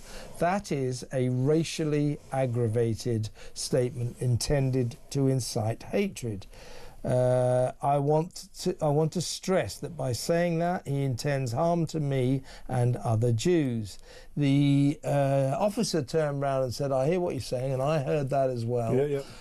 He said, but the Jews are baby killers in a free country. That's free debate, free speech, freedom of expression. And then he went on to say it's in the same vein as saying Hamas are rapists. And the Jewish guy said, but Hamas are rapists. So this copper in Brighton, a serving officer, thinks that saying Jews kill children, Jews kill babies, is an acceptable statement. It's not a breaking of our hate laws. It is not, as he said, I don't accept it. I don't accept it's a racially aggravated statement. What the hell is it then? And he didn't accept that it was a statement aimed at inciting racial hatred. Well, it's quite incredible. He's trying to say it's 6 of one, half dozen of the other, and it's not 6 of one, half dozen of the other. Let's look at this. Both statements. Hamas is a prescribed terrorist organisation. Exactly. Jews are Jewish people, right? Then it says Hamas are rapists. We know Hamas are rapists. We know that they kidnapped, tortured and brutally raped many, many Jewish women at that time. So we know that Jews are baby. Well, there's no evidence of that at all. So it's not this both sides are equal. He should have taken action and made arrests. And what really saddens me here, Kevin, is I've got a lot of Jewish friends, and what summed up British policing to me, there was an account by a Jewish girl who came here in the kinder transport in 1939 when all the Jewish kids were leaving Germany. And what she remembered, the first thing she remembered arriving in England was the policeman smiled. Because she'd been in a country where, the policemen had been wicked and evil, picking on them because of Jewish. And then suddenly she's in this country where British policing is wonderful and the policeman smiled. The Jewish community are possibly the most law-abiding community in London, in England. And now we have this awfulness where the Jewish people feel that they can't trust the police to protect them. It's really bad. Yeah, indeed. So he said Jews are baby killers. the Jewish guy said, think about this, officer. You just said Jews are baby killers is in the same vein as stating that Hamas are rapists. He said, think about it. The officer responded, there is a film of this, by the way, so we've seen the film, but it's copyrighted, it's owned by someone else, so we can't play the details, but this is what happens in it. So the officer responds to this Jewish guy, so I'm simply saying that the tone of the messages that are used are very similar. I'm not going to get into an argument with you in the street. These people are simply expressing their views in relative calmness. Now, what he's saying is that he saw a sign earlier that possibly one of the Israel-supported Jewish people saying Hamas are rapists, which is a factually accurate statement. He's trying to say that saying Jews are baby killers is in the same vein as saying Hamas are rapists. Well, officer, you're wrong there. Hamas are a prescribed organisation. They are forbidden. And they are rapists. We know they are rapists. So conflating Hamas are rapists with Jews are baby killers as sort of the same sort of statement. You know, the fact that serving coppers think that is a source of great worry. Well, it is, and I'll tell you why this is happening as well. Is that when I did my police training, I went to Hendon Police College, which was like a military establishment. You marched around, and it was apolitical. Politics was never mentioned at all. Now you have officers who go to university. This is where they're trained, and we know what universities are like. They're left-leaning. They fill people's heads full of ideas, and I think this is just another indication how the left have captured organisations like the police. You know, this idea, and the left will always side with the Palestinians against the Jewish. The Jewish people, Israel in particular, is seen as wicked and evil. When you're a police officer, you should be utterly impartial, and this is not impartial at all. It's utterly embarrassing. But the trouble is, Kevin, I can't see any action being taken because too many of the senior officers will empathise with that officer's point of view. Yeah, but his point of view is legally wrong. I mean, it's as simple as that. That's what worries me. It reminds me of when the Merseyside police went round with those big vans saying to be offensive is an offence until the Chief Constable of Merseyside was informed actually to be offensive is not an offence. Really? Oh, well, better take that. In other words, so when you have coppers who don't understand the law, then chaos will ensue. Well, what you'd expect, if they were going to police this sort of thing, there would be a proper briefing when it was drawn to their attention. For example, Hamas is a prescribed organisation. Supporting a prescribed organisation is an arrestable offence. So you either make the arrest or you video the person, so if there's going to be some big drama, you arrest them in the future. There's a complete difference. The Jewish people are a race of their own. You cannot start saying all Jewish people are baby killers. It's an outrage. It's just not good enough. I mean, technically, none of them are baby killers. No, they're not. You know, they're not. Jews don't kill babies. So that's an inaccurate statement, and one I would suggest... A very wicked and illegal statement. Exactly right. I mean, do you remember when Gideon Falter, the journalist and also a big noise in the campaign against anti-Semitism, was trying to cross the road when there was a pro-Palestinian march. And he basically told you look too Jewish. No, the copper said you're openly Jewish. Do you remember? Yeah, I do. Yeah. As if to be openly Jewish is an offence. Is a mistake. I mean that I've said this kind of partly deliberately provocatively, but partly because I suspect it's true. But certainly in London, I don't know around the country, but this would indicate certainly in Brighton as well, the police tend to be pro-Palestine and anti-Israel. They are, and it's exactly for the reasons I've stated. There's a left-leaning bias which comes from recruiting people through universities. They don't recruit the armed force, ex-people like myself, which would give some kind of balance, and it's just unacceptable. And as I say, I've got Jewish friends who wouldn't come to London on a Saturday because they felt threatened. What sort of world do we live in where Jewish people don't feel safe to come to London on a Saturday afternoon? It's just disgusting. And on those pro-Palestinian marches, 2 or 3 of which I went to myself when they first started out of interest, and I'm sure they're still the same, but they were marching along shouting jihad, jihad from the river to the sea, all that kind of stuff. Even shouting from the river to the sea, when will Palestine be free, is actually illegal. But if you remember, Kevin, there was even, like, the police were trying to excuse the jihad phrase. Oh, it means an inner struggle. There was all sorts of nonsense about this. People know what it means, and the Jewish people in particular know what it means, and it's got to be stopped. We can't have this. It is, as I can only reiterate, my family, my grandfather was at the liberation of Belsen. My family, your family probably, this country fought a war to stop all this. Absolutely. And it's carrying on. That's what I was going to get to, those early Palestinian marches, a lot of jihad chanting, people wearing jihad shirts, donned in jihad outfits.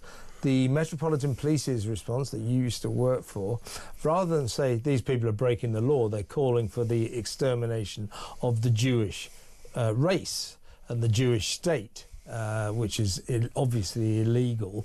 Rather than say, well, we're going to arrest these people, they're breaking the law, the Met Police commissioned scholars to investigate other meanings of jihad and triumphantly returned to say, well, it also means retiring for a period of religious contemplation. Is that what you think that they were chanting about? I mean, yeah, I'm going to chant on the street because I'm retiring for a period of contemplation. What do we want? A period of religious contemplation. When do we want the period of religion? We want it now. I mean, it's ridiculous. But it's a window into the psyche of the police, desperately not wanting to arrest or upset the pro-Palestine But it's mob. not just the police as well. As we saw, the magistrates sentencing people who've got pictures of hang gliders on stickers and things like this, awfully, recounting how they were used to, paragliders to kill Jewish people in Israel. How can they receive sort of suspended sentences? It seems the whole establishment, the left-leaning establishment, is against the Jewish community, and it just seems like crazy to me because I can't remember in my police career ever arresting anybody who was Jewish for doing anything, particularly violent crime. How many Jewish people go to prison for violent crime? I just don't see it. I've got to ask the audience. This is a guy. This copper thinks saying Jews are baby killers, shouting it in the street. Is completely justified, part and parcel of a robust debate, public debate. He doesn't think to shout Jews are baby killers is racially aggravated or in any way calculated to ignite racial hatred, to incite racial hatred. In fact, he thinks it's exactly the same as carrying a poster saying Hamas are rapists. Now, that poster is accurate. Therefore, it isn't the same, is it? What do you think about this? Everybody, give me a call. 0344 499 1000. Is it time that our police were ordered to give Jewish people, Israel supporters, a fair break? Because I don't think they are giving them a fair break right now. It's pro-Palestinians first, followed by the Israelis, the Israel supporters. It's all wrong, folks. What do you think? 0344 499 1000. Give me a call. Let's talk. It's good to talk on Talk. Thank you very much to Mike Neville. As always, a brilliant contribution to the show. When we come back, as I say, your calls. Let's do it.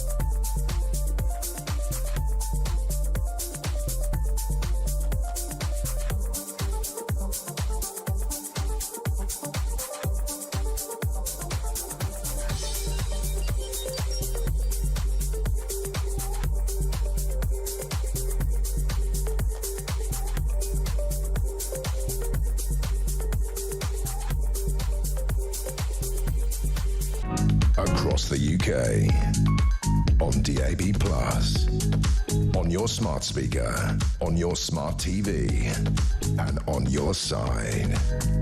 This is Talk. Welcome back. Well, let's go. I've got a quick message I'll read you, a WhatsApp message from Sean in Norfolk. We're talking about that migrant running around Heathrow Airport, getting very close, dangerously close to the runways as the planes taxied past. So Sean says, why didn't the armed police at Heathrow just shoot him? How far would he get if he was in America? The second part, you're right, Sean. I mean, you know, I'm glad they didn't shoot him. I don't think that would have been necessary. But you're right, in America, he'd have gone down in a hail of bullets. He's a security risk. Bang, he's gone. So, I mean, we didn't shoot him because that's not what we do here. But I can take your point. Right, let's go to the phones. Let's talk to Peter in Croydon. Hi, Peter. What would you like to say? Hello, Kevin. How are you? I'm all right. Good. Yeah, I just want to say about Prevent. I mean, you know, first of all, we were Nazis and now we're terrorists. Yeah. So what I've done, I mean, we got treated through the contempt. I mean, I made a list. Yeah. And I called it a CV and I sent it to them. Well, what you mean? You've said things. You've admitted being concerned about the migrant crisis. Be careful, Peter. You'll end up inside. You know what they're like. You know what Keir Starmer's like. If he doesn't like your opinions, he locks you up. Well, I've sent a copy to Starmer as well. I said, dear sirs, I would like some advice. I think I need to be referred to Prevent. I fear the article is what has awoken the beast in me.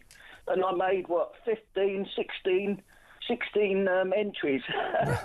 So I think we should treat it like with contempt. Well, I think we definitely the fact that Prevent have done this classified anyone who's worried about the migrant crisis as someone who's buying into a terrorist ideology and who may need de-radicalisation. The fact that Prevent have done this, I agree with you. We should treat that with the utter contempt it fully deserves. But it's very worrying that they did it. That's the way they think about normal people who are worried about a very valid issue, and that is the ongoing invasion of illegal foreigners, and indeed legal foreigners as well. Why shouldn't you worry about the effect that's having on Britain? Why would that be a terrorist ideology? Only lunatic left-wingers would think that, and that must be the people who are employed in the Prevent organisation. They must be lunatic left-wingers. And I'm going to write another email, I think. Yeah. So, to go with my second one. And I think everybody else should as well. I totally agree. Help. You keep it up. You keep it up, Peter. Absolutely, they should be humiliated for their ridiculous views as much as possible. Peter, really good call. Keep the emails going in to Prevent and to Keir Starmer. They thoroughly deserve them. Peter in Croydon there. Let's go to Jason in Eastbourne, who wants to talk about banning the burqa. Do you think we should, Jason? Yes, I think so, yeah. I think it's about time now. Why?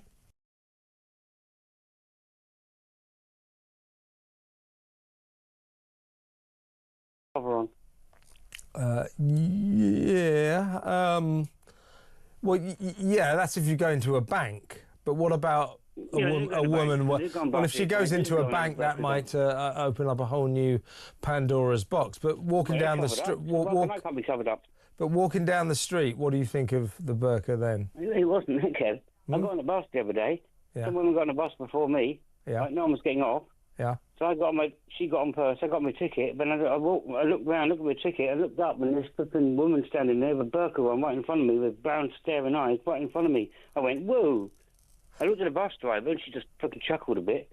Well, and other people were chuckling in the background, and I just got on the bus, and I was quite shaken. So you found it quite frightening? Yeah.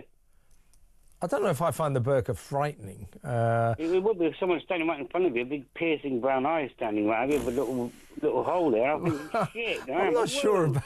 Okay, if that's what you felt, fine. I'm not sure I'm frightened of people wearing burqas. I'm just not. Well, I'm on the. You know, I'm trying to work out where I stand on it. I mean, I don't like burqas. I don't like what they stand for. I don't like what they stand for in terms of women. But then again, I'm not very pleased about the idea of telling people by law what they should and shouldn't wear. But I think I'm on your side, Jason. I think we should perhaps make a stand. But it's good that we're debating it. So, Jason, thank you very much. Good luck on the bus in future. Jason in Eastbourne there. Shall we go to break? When we come back, I believe we're going to talk about the situation, the tinderbox situation in Los Angeles, where the riots have been going on now since, I think it was pretty much Friday, night after night. It's a scene I know well. I've covered those riots in LA before, back in the 90s. So we're going to try and find out exactly what is going on in LA and what's happening between the president, Donald Trump, of course, and the governor of California. That is Gavin Newsom, the gormless governor of California, and the LA Mayor Karen Bass. It's quite a scene, so lots to talk about. That next, stay tuned.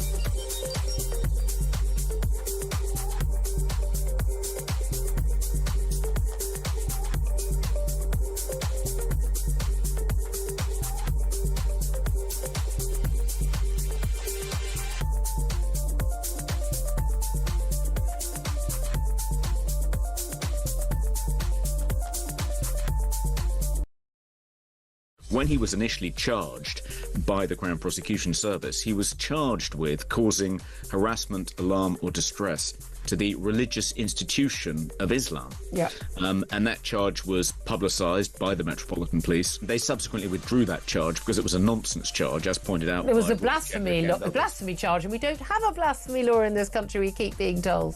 Well, exactly. So we think they have a particular responsibility to do more to protect Mr. Koscom now that this credible threat to his life has emerged.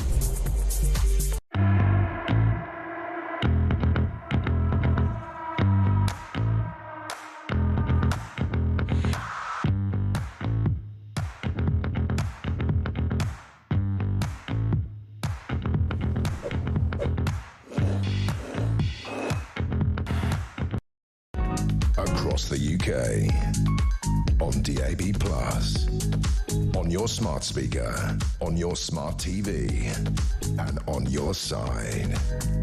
This is Talk. Welcome back. We're going to talk about the riots in Los Angeles. They've been flaring since Friday, of course, when President Trump sent in ICE, the Department of Immigration and Customs Enforcement, to launch a series of raids on downtown LA workplaces where it was suspected there were lots of illegal migrants working illegally. That has triggered unrest, triggered riots, nightly riots, something I'm familiar with, having covered the Rodney King riots back in the early 90s. Something about LA, it has this propensity to go off. Once you get a small disturbance, it tends to enlarge.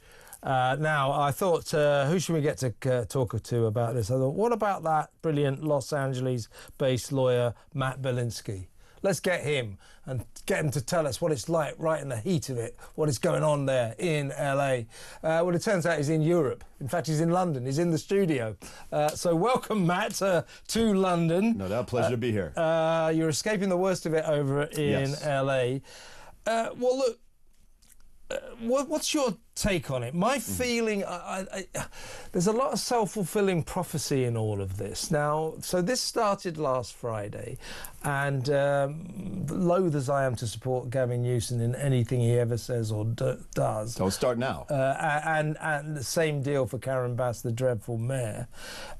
When they said on Friday, was it Saturday, when old Trump sent in 2,000 National Guard troops, then when they said, look, we don't really need this, we've got this covered, I think they had a point then, and I think he was making a point. He's telling these people, lefties like Newsom and Karen Bass, if I want to find illegal migrants in the city of Los Angeles and deport them, I'm going to do it, and you're not going to stop me. I think there's an element of that. Now, so initially, Gavin and Karen, we don't need this. But, you know, self-fulfilling prophecies, I think they do need it now. It's kicking off there. Trump now talking about sending in the Marines as well. So it's getting worse. Your take on what the hell is going on there? Well, to your point, and kind of recognizing that while their claims may have been that they had the situation under control, it appears that they don't. There was even a video I posted earlier today that's almost too ridiculous for words, with Karen Bass on one side of a screen on CNN talking about how everything's fine, we don't need the National Guard, the city is everything's calm and under control. The other split screen is a car exploding. That's happening a lot. It's not just cars exploding. They're lighting multiple cars on fire. You have groups of bandits going to freeway overpasses and throwing cinder blocks at cop cars. If the cops, and here's the thing about Los Angeles, if you look at the volume of the police force right now, it's only about 8,000 officers in the LAPD. That's historically about 10,000. They are overwhelmed. The LAPD cannot handle the situation alone, not just because the politicians like Karen Bass and Gavin Newsom are having them pull their punches and fall back a little bit and not be as aggressive as they necessarily need to be. They simply don't, they're understaffed. And in another dynamic that I want people to be aware of is it's not just necessarily organic residents of Los Angeles that, you know, just don't like Trump's policies that are involved and engaged in these riots. There are organized anarchist groups that have been engaged in lots of civil disobedience on a smaller scale in a lot of different situations in Los Angeles. They're just waiting for a situation like this where they can combine. They can go be the catalyst or the gasoline, the kerosene on the fire that's already burning. And these people study. They have tactics. They have weapons and resources to go and head off and outflank the police because they know the police's tactics because they study them. Yeah. By the way, I just said to him, I covered the Rodney King riots back in 1992. He said, I remember that. I was a kid then. The world's oldest man here. But seriously, where is this heading? I mean, what I'm reading into it, is Donald Trump is not just saying to LA, he's saying to all the cities, all the states of America, I'm coming in and I'm going to deport illegal migrants.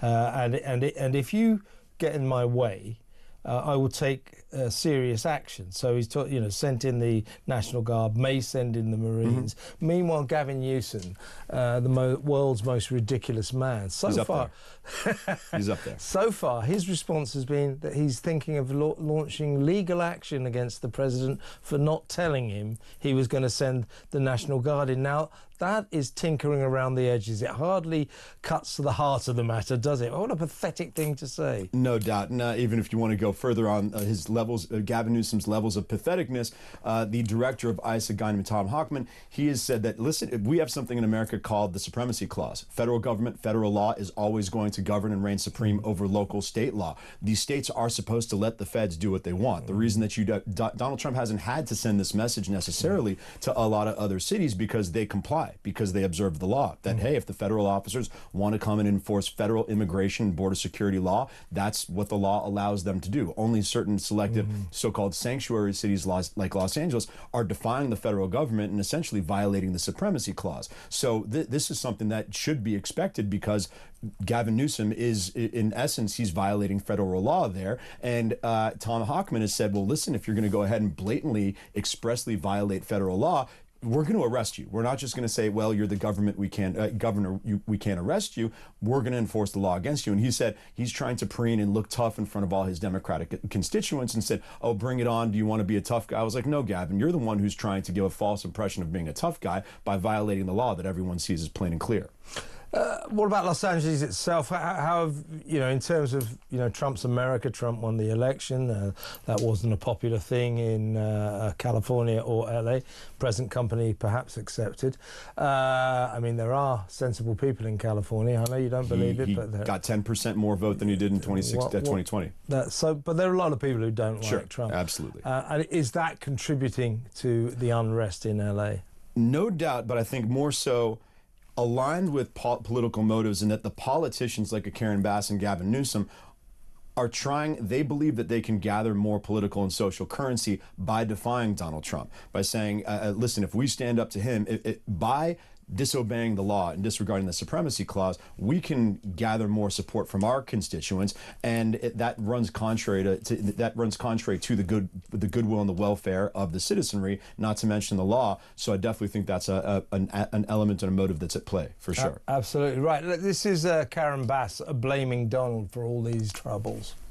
In workplaces, when you tear parents and children apart, and when you run armored caravans through our streets, you cause fear and you cause panic. And deploying federalized troops is a dangerous escalation, but we need to be real about this. This is about another agenda. It's not about public safety. There's clearly no plan, and there is clearly no policy. Well, there is a policy, isn't there, Matt? It's that he has vowed to sort America's migrant crisis out and to deport illegal migrants who are living in America unlawfully. So she's wrong. There is a plan. Absolutely. And if you look at the polling numbers, both on Donald Trump generally, he's polling at his highest approval rating in the history of his political career. The immigration issue he polls very well on, and this is supported. Deporting illegal immigrants is supported by something like, depending on the poll, 63 to 67% of the population. And eventually, while those numbers might be lower in Los Angeles, Karen Bass needs to understand that this is a federal matter. Border security, immigration policy is under federal law. It is supreme to whatever her authority is. And Donald Trump was elected on this platform, and he's going to go ahead and prosecute this policy one way or another. And also, I think the president and his team are keen to signal to the American people. We saw what happened to some of our great cities under Joe Biden, including Los Angeles. San Francisco virtually destroyed by a hopeless Democrat administration. New York on its backside, and so on and so forth. So the cities suffered badly from Democrat administrations. I think if nothing else, Donald Trump is trying to say, well, look, we'll try and save your cities as well as everything else. No doubt, and he gets to go use these cities and their dysfunction as the case study for why his platform, let's call it Red America, has a superior governing platform in the modern day. And so far, all the data, all the evidence is supporting that. And let's not forget that not so long ago there were the LA fires, the wildfires that destroyed great swathes of the city, especially the beautiful Pacific Palisades. Donald Trump accused Gavin Newsom and Karen Bass for being responsible for there being a lack of water, a lack of ability to fight this fire, this raging fire properly. And as those flames got worse and worse and worse, Karen Bass jetted off to Ghana for some kind of flesh pressing after message. Promising on the campaign trail that she would not leave the country while she was mayor. She expressly promised that and violated it at the worst possible time. So what was You mentioned earlier, you're a resident of LA, that perhaps the worm is turning a bit, that the people of Los Angeles are going, wait a minute, these Democrats aren't wrong. I read a piece in the Los Angeles Times, I think it was today, which was all about Donald Trump and these poor people, they're human beings. What do you think you're doing? And the illegal migrants. You've still got the sort of media elite, the elite sort of upper classes. Certainly. Who's still banging that kind of bleeding heart, they're human beings, be kind kind of drum, right? Yeah, and trying to follow a logic. Well, by that logic, every country should let anybody in, and there's no such thing as a border, right? Yeah. When you drag that logic out even an inch and a half, it falls apart. It's the policy we have in Britain. I don't know if you noticed. Yeah, it's from what I've kind of noticed that a little bit, particularly after being in London for even 6 hours. I'm like, what world am I in? But yeah, and as I said, Donald Trump got the vote moved 10 to 12% in his direction. Looking at Los Angeles specifically, the district attorney, who is not a Republican but is a former Republican, won in a landslide recently in 2024. A guy named Nathan Hochman. He was a more moderate former Republican. He won by 23 points. Yeah. So in selective races, it is signaled, it is indicated that Los Angeles is realizing that the Democratic establishment, the Democratic elite has led it down a primrose path and is not leading to prosperity. Absolutely. Well, look, Matt Belitsky, all the way from LA, only here, a lawyer over there. It was good to talk to him. Thank you for coming in. Absolutely. Your feelings, LA, what's going on? 0344499 1000. When we come back, well, it's going to be LA again, another LA resident in the studio, Kinsey Schofield, and we need to talk about what's happening on Planet Meghan. That next. Stay tuned and get your calls in 0344499 1000. Back in a mo.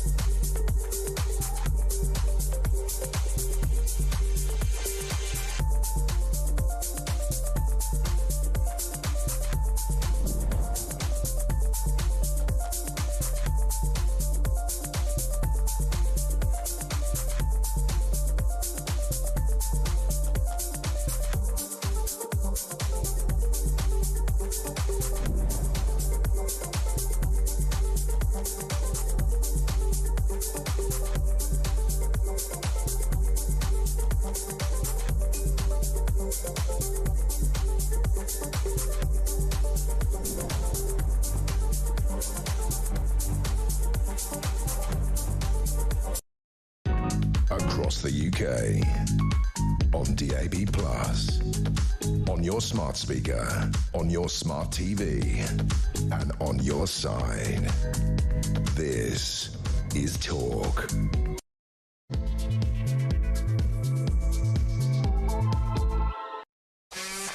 Well, what a special night this is. This is the final hour of tonight's Political Asylum, of course. In a little while, half an hour or so, we'll be taking your calls. 0344499 1000. You know what we're talking about. But, oh my God, so exciting. It's Kinsey Schofield, of course. It's Monday night. It's 9 o'clock. That means it's Kinsey. We're going to talk about Meghan and Harry and maybe some other royal stories as well. But this is the special bit. She's in the studio. She's here. She's here. She's flown all the way across the Atlantic and pretty much came straight here with her Union Jack jacket. Yes, I am here to represent. The British. Yes, the British. Good to have you here, Kinsey. Well, let's get going with our normal favourite subject. First of all, what did you make over the weekend? We discussed last week, towards the end of the week, didn't we? This sort of, even by Meghan's standard, this strange blizzard of activity on social media. You know, just every 3 seconds there's something new. Picture of her with a baby, the twerking video, how can we forget? And then over the weekend, suddenly they took Lilibet for her birthday, her 4th birthday, to Disneyland, and boy, oh boy, did we get all the details of that posted on Instagram. So why this ongoing almost assault on our senses?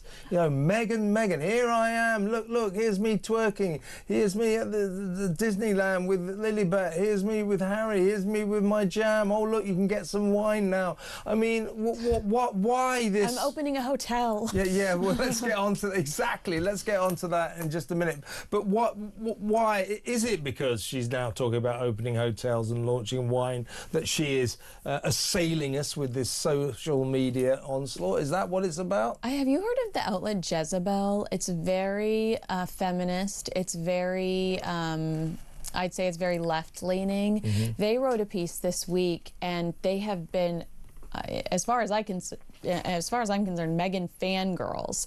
And they wrote a piece this week absolutely destroying Meghan Markle about how she's stuck in 2016 in her influencer life, and they can't believe she gave up being a princess. They're like, there's not a lot of opportunities out there, and you gave up the opportunity to be a princess, to be this glorified Instagram binger. And they talked about the binging element, how it feels like she's, you know, somebody finally said, like the attorneys finally gave her the go-ahead, and she's just so obsessed there needs to be an intervention. But also just how everything is so curated to the point that there's nothing authentic about it, and it's all just very fake and unfun, and it's, you know, why follow her? So I thought that was interesting. Yeah. Hear me out, because you were around and you saw this firsthand, along with the Rodney King stuff. When it comes to Princess Diana, she had this reputation for, I think now we call it manipulating the media, but at the time, she was strategizing constantly. She had to get one up on King Charles. So she'd whisper into Richard K's ear. Sometimes we actually saw her getting out of his car. I think that Meghan thinks she is the second coming of Princess Diana, and she's trying to curate her own headlines. So she's overloading us so that people like you and I can't sit here for 2 weeks and talk about the twerking video. And I know I've seen the reports here that say it was, it was celebrated in the United States.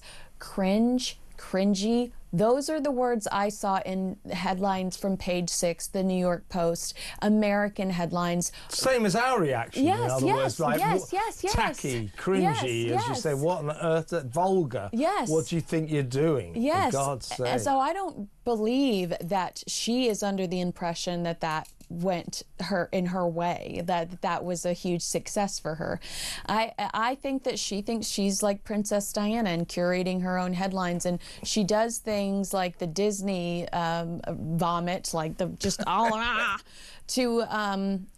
think I sent you the pictures of Diana on similar rides, trying to recreate those moments. But I think that she does it so weird. She shuts down the twerking criticism. Now she's Mommy of the Year. But also, why do we get 30,000 posts for the daughter and 1 for the son? Like, clearly there's a favorite there. Yeah, that's a good, I hadn't thought about that. But I read over the weekend, it was a very interesting piece in one of the papers saying that her view of this, she's now developed this antipathy towards Britain.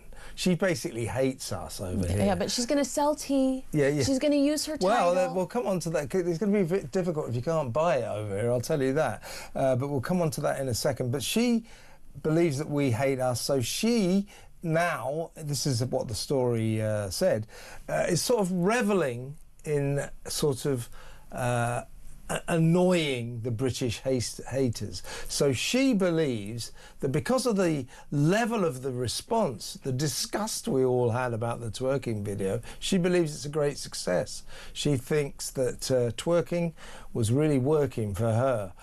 So, in other words, the worse she gets... Let me just say this. I understand why she wasn't cast in the Shakira music video, okay? Yeah, but yeah, no. So, don't go on Strictly Come Dancing, Meghan, anytime soon. And Harry, you even less. Although it's only a matter of time, his descent is so rapid at the moment. But yeah, she's now reveling in winding us up. She enjoys annoying us. So there's a kind of strange warfare going on between the British people and Meghan Markle. It's the same article that said she was under the impression that it was celebrated in the States. I don't know if she has a very specific TikTok algorithm, which she might, that might just be praise. Yeah. So she's like looking at all these kids saying that she was so cute. Yeah. But the headlines were critical. The headlines were that it was inappropriate. And does she do things to upset people? I think she does things to steal headlines, but I really do think she thinks she's cute in that video. Yeah. But you said it last week. You actually hit the nail on the head. So what I'm always doing when I talk to you and indeed other people, but mainly you, is I'm trying to find a meaning for what she does. It says, why did Meghan do this? Why does she keep posting this? What the twerking? What's that about? She filmed it 4 years ago. Leave us alone. Why? And you know, so what I'm getting at is, it's a business plan. It's like a sales technique, which I think to an extent it is. But you, I think, hit the nail far more on the head when you said she's just addicted to being famous. She just wants to be talked about. I've seen it with so many people. They get hooked on headlines about themselves. Well, think about it. She was here before she married Prince Harry, calling up publicists saying, can you set me up with somebody? Can you find me photographers that can take my photo as I enter and exit my hotels? What if I do theater here? Do you think if I did theater here, it could expand my brand? I mean, she was actively trying to become famous in the UK when she met Prince Harry. She was actively trying to be set up with famous men to elevate herself when she met Prince Harry. She has staged paparazzi shots of herself since before we knew her name, you know? And so when I look at things like that video, I think that's just, she wants the headlines, good or bad. I think that she's proud of herself if we're talking about her. So in itself, she loves being talked about. She loves the fame game. But the spin-off from it is it might help her sell her products. But will it? Well, it may not, but there's obviously some kind of game plan in that direction. You know, make a noise, get talked about, maybe you can flog some stuff. So let's talk about that.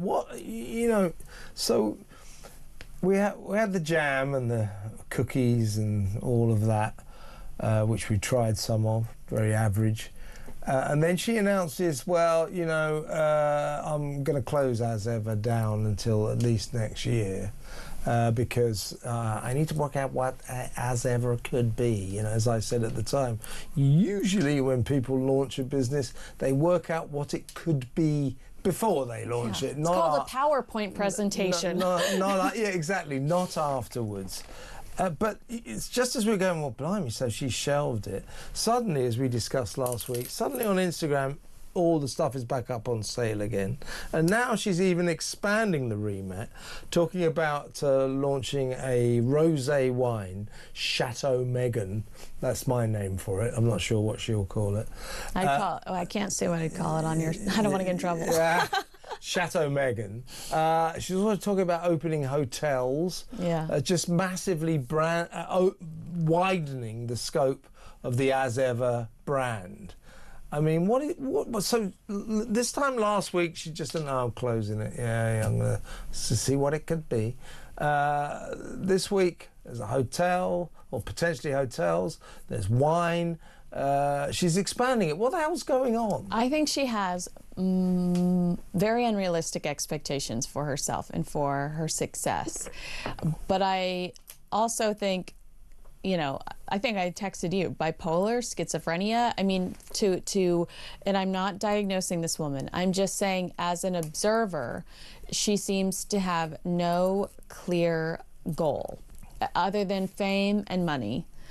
It just seems like she's throwing everything at the wall and trying to see what sticks. Yeah, there's definitely an element of that. And it's as a consumer, you completely lose trust in this woman when she says, I think I'm gonna pump the brakes until 2026 and I'm trying to figure out what the future is.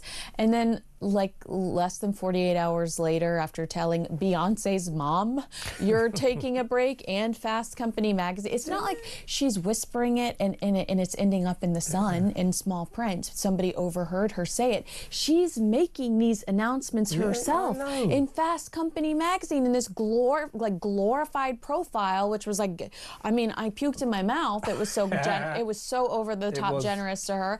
And then she's telling Beyonce's mom, I think I'm gonna hold up. And then Beyonce's mom's like, that's weird, but okay.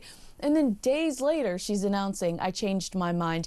How can you, as a consumer, trust this brand, trust this person, and feel any sort of investment in their success? Does she think, in your view, that somehow or other, you know, we all went, oh, we're so disappointed she's closed As Ever Down and it won't rematerialise until at least next year. And then 3 days later we go, oh, brilliant, she's selling the jam again, or the scam jam as they call it, because it's not really jam. Oh my God, you can get the edible flowers again. We're so relieved, we're so happy.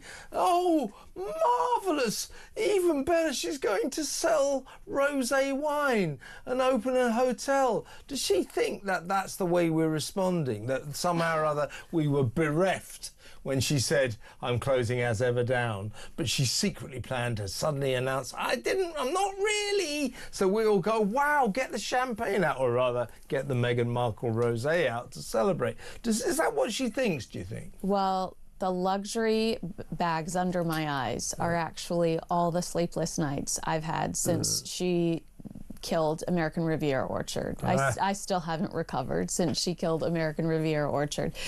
No, I mean, didn't believe me, did you, when I said that would never happen? I remember you saying, oh, I think it'll come in. I said, no. Well, I mean, the thing is, she was immediately attached to Netflix. And can you believe, I mean, truly, can you believe that Netflix allowed such a pivot? That Netflix was like, oh, okay, we're not going with that thing we've promoted for the last 12 months.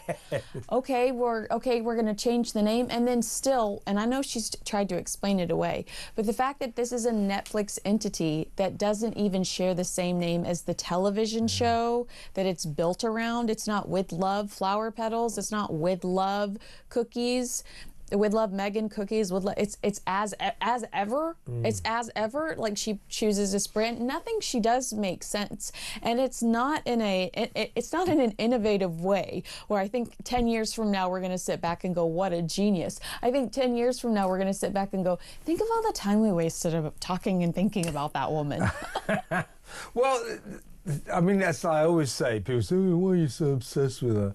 I wouldn't say I'm obsessed with her. I'm just I find her interesting. It's fascinating to watch somebody make so many poor decisions. Yeah, the two of them.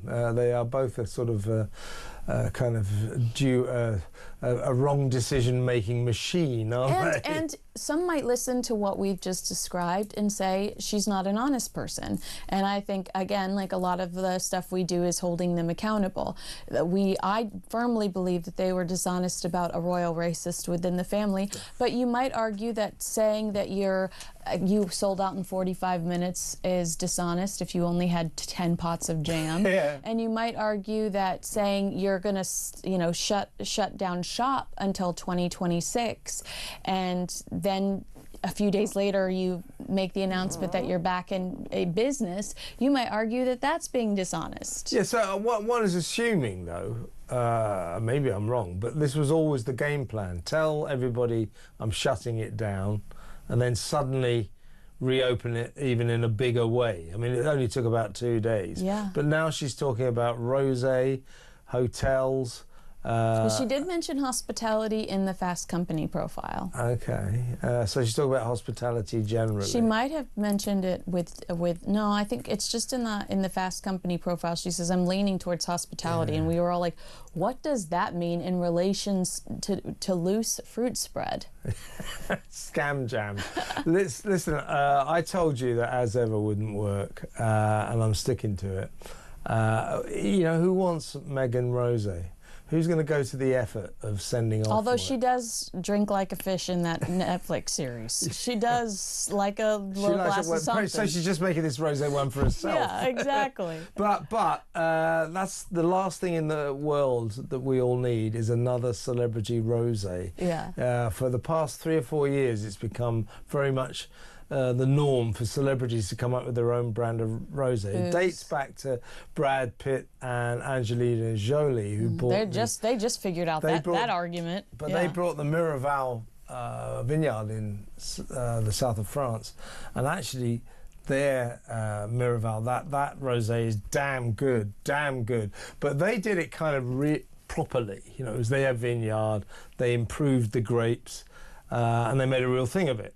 And they came out with a fantastic wine called Miraval, which already existed, but was like a byword for, you know, kind of ditch water. It wasn't very nice at all. Now it's sensational. So they did it properly. But every other celeb, it's basically, here, we'll stick your name Well, that's on what this I had this rosé. conversation in LA with somebody complaining about Glen Powell's new ketchup and mustard, which it is weird, okay? Like this really gorgeous movie star trying to sell me condiments. I'm just not into it. But Paul Newman, the way Paul Newman did it was beautiful. The way he did, you know, all of that, and all of his money went to charity. If Megan was trying to do that, we could not be having the conversations that we have, but her entire objective is completely selfish, and that's why we have these debates, because her ultimate objective is to fame, money in the bank, and it's not to make the world a better place. It's not to live a life of service like they told us when they stepped down from the... What do they mean by that anyway? When they say we're going to live a life of service, self-service, more to the point. Well, let's talk for a brief second before we move on to Harry about their charity efforts. What are they doing? Their good works that they promised to do, their charity foundation, Archwell. Are they doing anything at all? On Friday, they announced a grant that they gave somebody. I wish I could tell you what it was for, but I was too busy still trying to recover from the twerking video to like consume that. But again, this is like my issue is the oversaturation. And when you are constantly hitting us with new Instagram pictures, Instagram posts, videos, the only good deeds you do will be buried, because we're still not only, I think Megan did herself a real disservice by releasing that video, because now it's started up Bumpgate all over again, and you're seeing mainstream outlets debating this, discussing this, the importance of it. Why do people care if there was a surrogate used? Those children are not in the line of succession. So I think she did herself a real disservice there. When it comes to Archwell, apparently, yes, they are still giving out grants. We find out when they do things like this not because Megan posts it on Instagram, that's just for the glossy stuff. Okay. They post it on their website, and they did recently as of Friday, gave a grant to somebody. I don't even remember what it was for, but they're doing something then anyway. All right, fair enough. So not much, but they're doing something. What about old Ginger Nuts, Prince Harry? Do you know what he's up to at all? Well, he's supposed to announce his commercial venture soon. Yeah. But other than that, no. Walking the dog, riding his bicycle with his security guards behind him, posing for pictures at Disneyland. Right, not much then. Yeah. Well, I mean, it's a void, isn't it? I mean, this guy, and we talk about this a lot, but he's got to find some direction in life, hasn't he? Yeah, I'm curious to see what the commercial venture is, because his talents are limited, and his interests are even more limited. Talents are limited. I mean, what is he? That's like the understatement of the year. I think maybe he's going to teach a class on how to be a good Instagram boyfriend, since now all he does is follow Meghan around and take her picture with an iPhone 16 Plus Max. So maybe he's going to start selling those things. But otherwise, he's very limited in the... How to hang on to not very much hair and pretend you're not bald. He could write that book, couldn't he? Savage. Yeah. Okay. He hasn't got much hair left, has he? I mean, it's a work of art. It kind of goes around the top, but if you look at the back, it's all gone. I mean, he's doing better than most of the royal family. But no word, because our British royals do tend to go bald, the blokes, that is. No word on his relationship with Charles. That's still frosty as hell, right? Very much so. I just did an interview about this where I argued one of the other, it was an anonymous source to Us Weekly, said that William and Catherine are clueless as to why Prince Harry keeps talking. And I said, are they? It's Meghan Markle. Who stars in the Oprah Winfrey sit-down? Prince Harry comes in at the very end and sits down of the Oprah.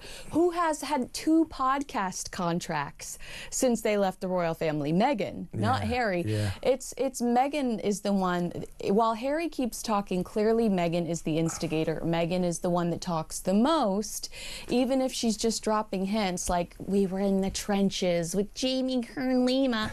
Like, I do think that is silly to say out loud, that William and Catherine don't understand why Harry keeps talking. There is one reason and one reason only, and that is Meghan Markle. Who doesn't talk to her father or her siblings? Yeah. Meghan Markle. They're so in such a weird state, aren't they? He doesn't talk to his family. She doesn't talk to hers. And as I said to you last week, I reckon the story with this two going forward is going to be financial, because they live a billionaire's lifestyle, make no mistake about that. The expenses on their huge Montecito mansion must be massive. You know, they travel everywhere by private jet. They spend a lot of money, and they need a lot of money. I'm not sure she's bringing in very much at all. And he's sort of probably subsisting on the remnants of his royal, when I say fortune, I mean a few million. It's not $1 billion. Unfortunately, I think they're going to keep suing people too, because they get huge chunks when they win. When they win, yeah, do when get they huge win, chunks. yeah. But that's no way to earn a living, is it? Well, not for you or I, but we have self-respect like that. I don't think we would make a lot of the decisions they've made so far. Well, I would hope I wouldn't make any of them. But Prince Harry wasted at least £1.5 million with $2 million, probably quite a lot more than that, on that long-running legal battle with the British government. But he also said in his BBC interview, I wish someone would have told me I was going to lose. You know, that is such a load of crap. You know, so that was 3 cases in essence. The first case, when he first went to the courts and said, give me armed police protection when I come to London, and the judge, after due consideration, said, no, there isn't really any legal case for you to get that. Yep. You're not a frontline working royal, you don't get it. And you're barely here. Yeah, so he then appeals again. He appeals, and he goes back to court, and he lost that badly. And the judge, at the end of that first appeal, turned to Harry and his lawyers and said, not only have you lost this case, you have lost it comprehensively. He said, I advise you to give this up. So the idea, when Harry says, I wish somebody had told me, he was told in the courts not to do it. Yeah. And I don't believe for a second that other people haven't told him either. Yeah. I suspect his lawyers, you know, would have had to say, well, look, Harry, this is a long shot. My point is, make no mistake about this, he was told left, right, and centre. You said it. You are going to lose this case. Mm-hmm. And when he turned round in that very ill-advised, mad interview he gave to the BBC, I wish somebody would have told me. Everybody told him constantly this was a bad idea. The only reason he didn't give up that case is because he's like a sort of immature, stubborn kid with a bone. Mm-hmm. You know, a kid having a tantrum who just couldn't conceive of the fact he might lose this case, even though everybody told him he would, because he's Prince Harry. Then he lost. I mean, it's so when he says nobody told him. Oh, remember how he kept saying he was slaying dragons? Like, what? Grow up. Well, that's the other thing that he's got to get through his head. This slaying dragons. That, you know, the bold young, small little knight battling the British dragon, taming the press, taming the media when they say nasty things about him and Meghan. Look, I'm not here to get involved in that debate about what the press say about those two and what they say about the royals or celebrities generally.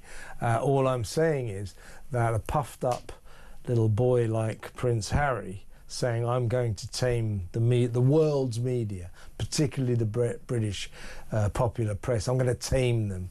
Not a chance. Not a chance. Also, like, just the lack of consistency, for the fact that you and I have to ask each other weekly, has Prince Harry done anything this week? Yeah, well, that's my constant. So, yeah, that's what we do, doesn't it, every time? So, Meghan's done this, Meghan's done this. Oh, look at that video. Oh, look, she's been to Disneyland. Proof of life, Harry. Yeah, We're asking for proof of life. And then I turn and I go, Harry, anything? All we get is this. No, well, not really. That's right. That's all that, yeah. Yeah, what a dancer, what a dancer. Well, nothing going on with him, lots going on with her. And tomorrow, I'm sitting down with you, aren't I? That's right. Your podcast. We're doing it. Your podcast? My podcast. Your podcast. Yes, you're in Britain now. That's how you pronounce it. So that one is recollections may vary, yeah? Yes, and we will talk all about how Meghan Markle is trying to hijack Trooping the Colour for herself with her glitzy LA gala, which was set up by her attorney in LA. So it's not even a real honor. She's not even really getting, it's all about who you know in LA, and she's going to hijack or try to hijack the King's birthday parade by accepting another pay for play. So she's going to get that on the same day? Yes. What is it again? It's a history museum of like Los Angeles County. She's accepting an award for serving underserved communities or something like that. And I'm like, what? People that don't eat enough loose fruit spread? Who are these underserved communities? Twerking for the underprivileged. Do you think that's what it is? Listen, I'm going to look forward to being interviewed by you tomorrow. Yes. The great Kinsey Schofield here in the studio. What an honour. Thank you. Next up, your calls, your WhatsApp voice notes, your messages. All of that next. 0344 499 1000. Let's talk. It's good to talk on Talk.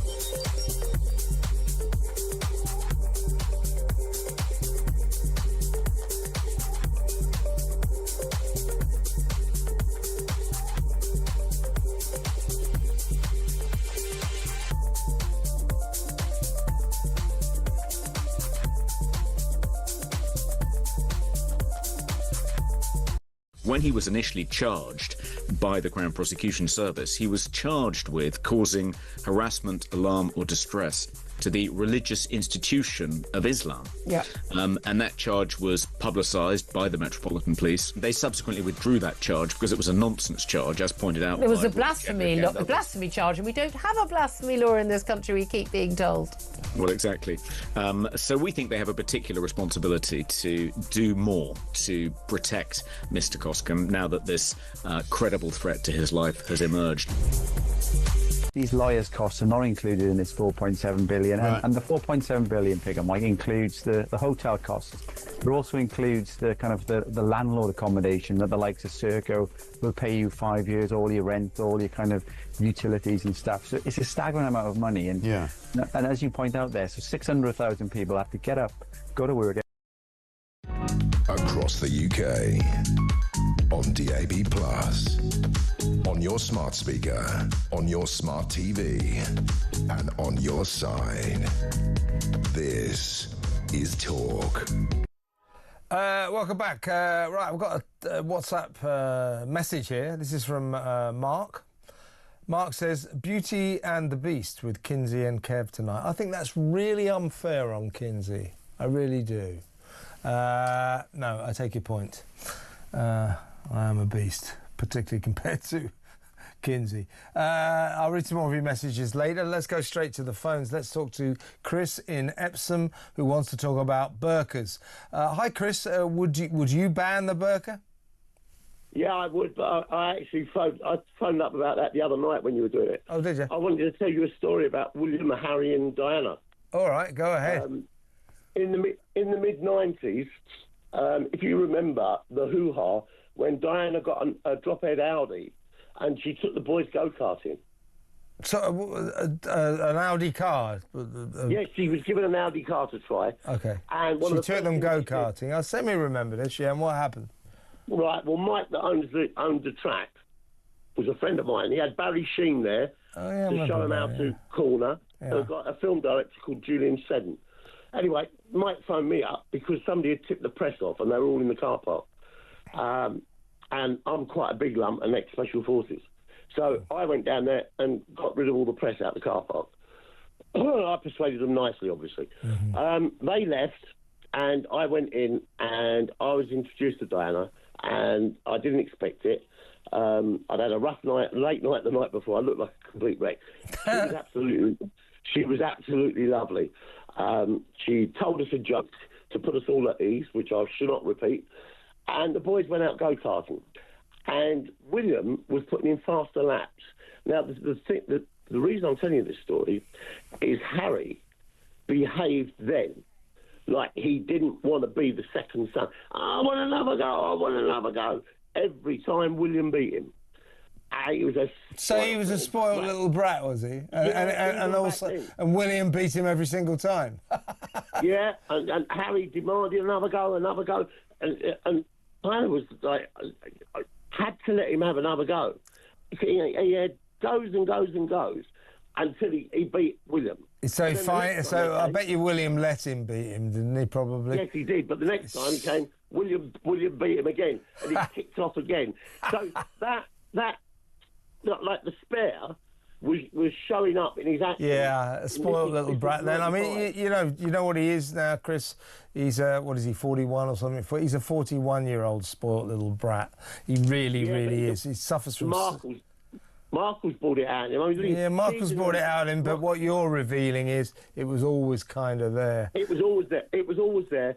But Markle is an emotional wrecking ball. I mean, who in her past life, her father, her sister, her friends, she doesn't know anybody from her past life. She's walked all over everybody to try and climb the slippery pole. Just as resplendent, Union jacket there, Kinsey was saying earlier. Yeah, no, absolutely. Yeah, she's a social mountaineer. She hooked onto a British prince who she thought would be a billionaire, but she's found out he's not. And now they've got to earn a living, and Harry has no idea how to do that. Chris... Can I tell you about the Burka now? Very, very quickly, because very quickly. I've got other people. Go on. All right, I've sent you an X message with a clip. All right. And it's a new female MP elected to the Chamber of Parliament in Jordan, and she's there giving her debut speech in a burqa, and she's extolling her mother's virtues, that her mother got her there and her mother's brilliant, and it was her mother's biggest wish was that she could put on a bomb belt under a burqa and go and kill as many Jews as possible. She said that? Oh, well, that's great, isn't it? Well, listen, Chris, thank you very much for a good call. We'll talk again very soon. Very quickly, I'll read a couple of messages. This is from Steve. Oh, my, Kinsey. Oh, my. That's it. Who we got here? Yeah, Kinsey, this is from Steph. Kinsey has so much more than Meghan. Intelligent, engaging and pretty. 2-for-1 swap. Let's get her a passport. Well, yeah, I think I know what you mean. Absolutely. Let's go to break. When we come back, more of your calls, more of your messages. Stick around.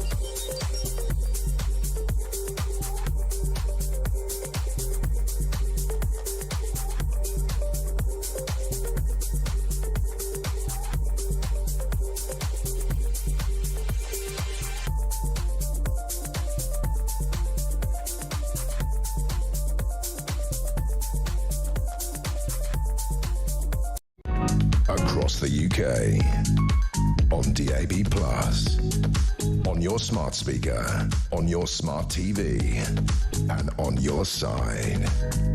This is Talk. Welcome back. Some WhatsApp voice notes. We've got a few about that video we were playing you right at the beginning of the show with Isabella Oakeshott, that migrant who escaped off a plane. He was about to be deported back to India, running around the runways, very close to taxiing planes, almost brought that entire airport to a standstill. This is Hev on the Heathrow saga. Hi, Kev. I cannot believe that guy was able to get free and run across the airport. Just unbelievable. These people should be in chains and shackles until that plane actually takes off. But for goodness sake, why are we so damn soft on everybody? And then it's just sort of our slap on the wrist, but they still don't sort it out. Livid! Well, I'm with you, Hev. Absolutely. I mean, why are we so lenient with all these people? Why was he allowed to break out? You know, they go, apparently he's got like a waist restraint, but you can't have hand restraints as well, because that's too many restraints. Why? Give him hand restraints as well. What the hell? Let's do something properly for once, shall we? Again on Heathrow, this is Tristan. And hearing that they can't use handcuffs because of pressure points. I mean, this is just laughable. Do we do anything to criminals? Do we just leave them to do what they want? It's utterly crazy. They don't use handcuffs. Actual officers that are supposed to be dealing with the deportees can't even run. God, it just beggars belief. I'm seething. I really don't. I don't know anymore. I really don't. It's just absolutely pathetic. It really, really is. Yeah, I'm with you, Tristan. It's about time we treated criminals the way you should treat criminals. Treat them as criminals. Oh, we can't put handcuffs on him. There's too many pain points. What on earth are they talking about? Who cares how many pain points there are? He's getting deported. Have 100 pain points. Make sure he can't escape. Make sure he can't endanger Heathrow Airport like that. Unbelievable, unbelievable. This is a message from Paul in Oxford. A lot of love for Kinsey tonight. How fantastic to see the living legend Kinsey Schofield in the talk studio with Kevin. Just love it a bit. The station gets better and better. Well, thank you very much, Paul. Very nice of you. What do we got here? Oh, this is someone who was looking forward to Kinsey. Margaret in Birmingham. Hope she was all right for you, Margaret. Right, let's go back to the phones. Let's talk to Norrie in Glasgow. Hello, Norrie. All right, Kev. How you doing, pal? I'm okay, mate. What would you like to talk about? I'll tell you what it is, Kev. I was just, first of all, before I make my point, I wish a safe and happy health for Air Man. For you know what I'm talking about. Who? James Whale. James, of course. Yeah. The legend. Don't worry. I was about to say don't worry about James. Do worry about James, but he's still going. He's still going. He's a remarkable man. He's a remarkable man. And he's still going on air. I bet you will be on this Saturday. I know that. I'll tell you what, Norrie. I always joke to him. He'll outlive all of us. All of us. With you, that very kind of you. Yeah, go James. I was very fortunate. I actually spoke to him and Ash a number of times. Great guy. Yeah, absolutely. But don't worry about him yet. He's still going strongish. All right, you want to talk about migration? What would you like to say? Right, on the migration thing there, I just heard today on your show, not your show, Kevin, but on the talk radio, but something like just less than £5 billion we're paying for these migrants to be accommodated. I wish somebody had. Am I allowed to say this? Wish somebody had the balls. Yeah, you can say that. Just to turn, thank you very much, then. Had the balls and government turn and say, no.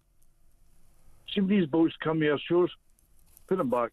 Yeah, well, this is put them back. Yeah, well, we got something like the consequences thereafter. Well, we've got 200 hotels being used, £4.7 billion annual migrant accommodation bill, which has been, but it turns out to be the equivalent of every red cent paid in tax by everybody in Manchester.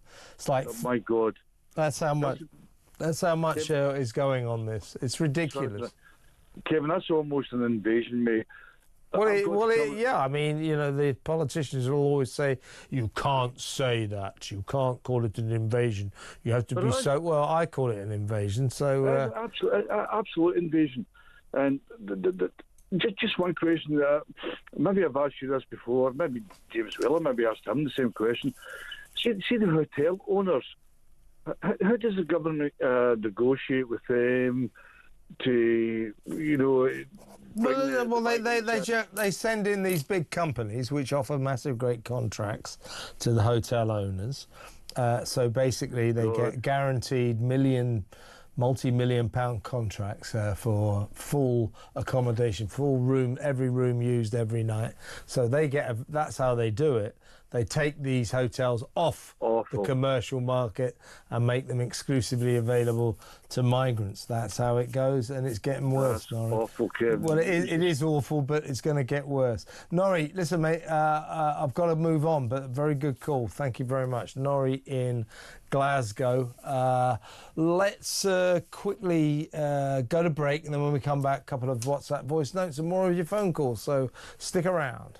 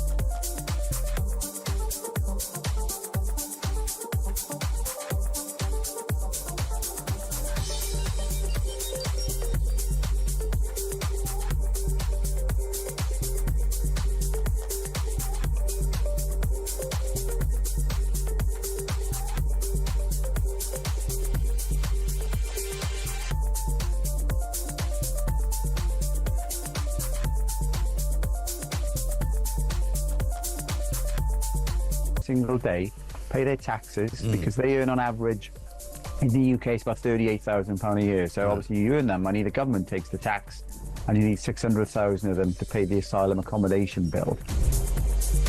This all comes back to a dangerous idea, and believe me, it's infected this country too, which is we don't enforce certain laws because we've decided that we just don't like them. I don't want to hear a jip, not a whiff of anything out of anybody that says, oh, I'm a rule of law, defend the rule of law. If you defend the rule of law, you defend the right of these officers to go into work, to do their job in difficult circumstances, to enforce the law, and the laws of the land say you can't break into the country illegally.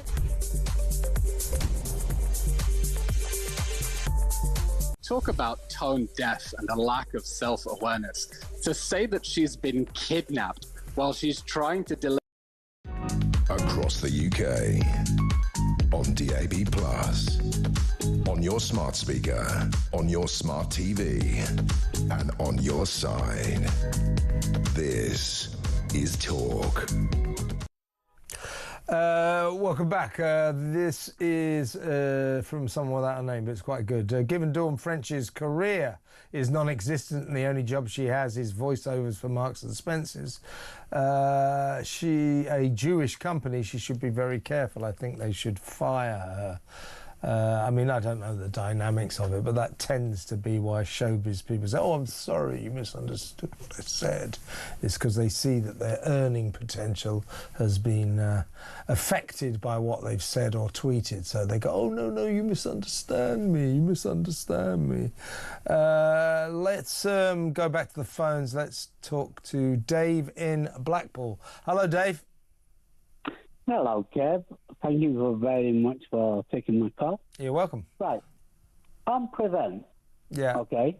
Yep. They told us all racist. I am very concerned, extremely concerned. So I must be an extreme terrorist. Yeah, well, you know, there are millions of us, Dave. Of course.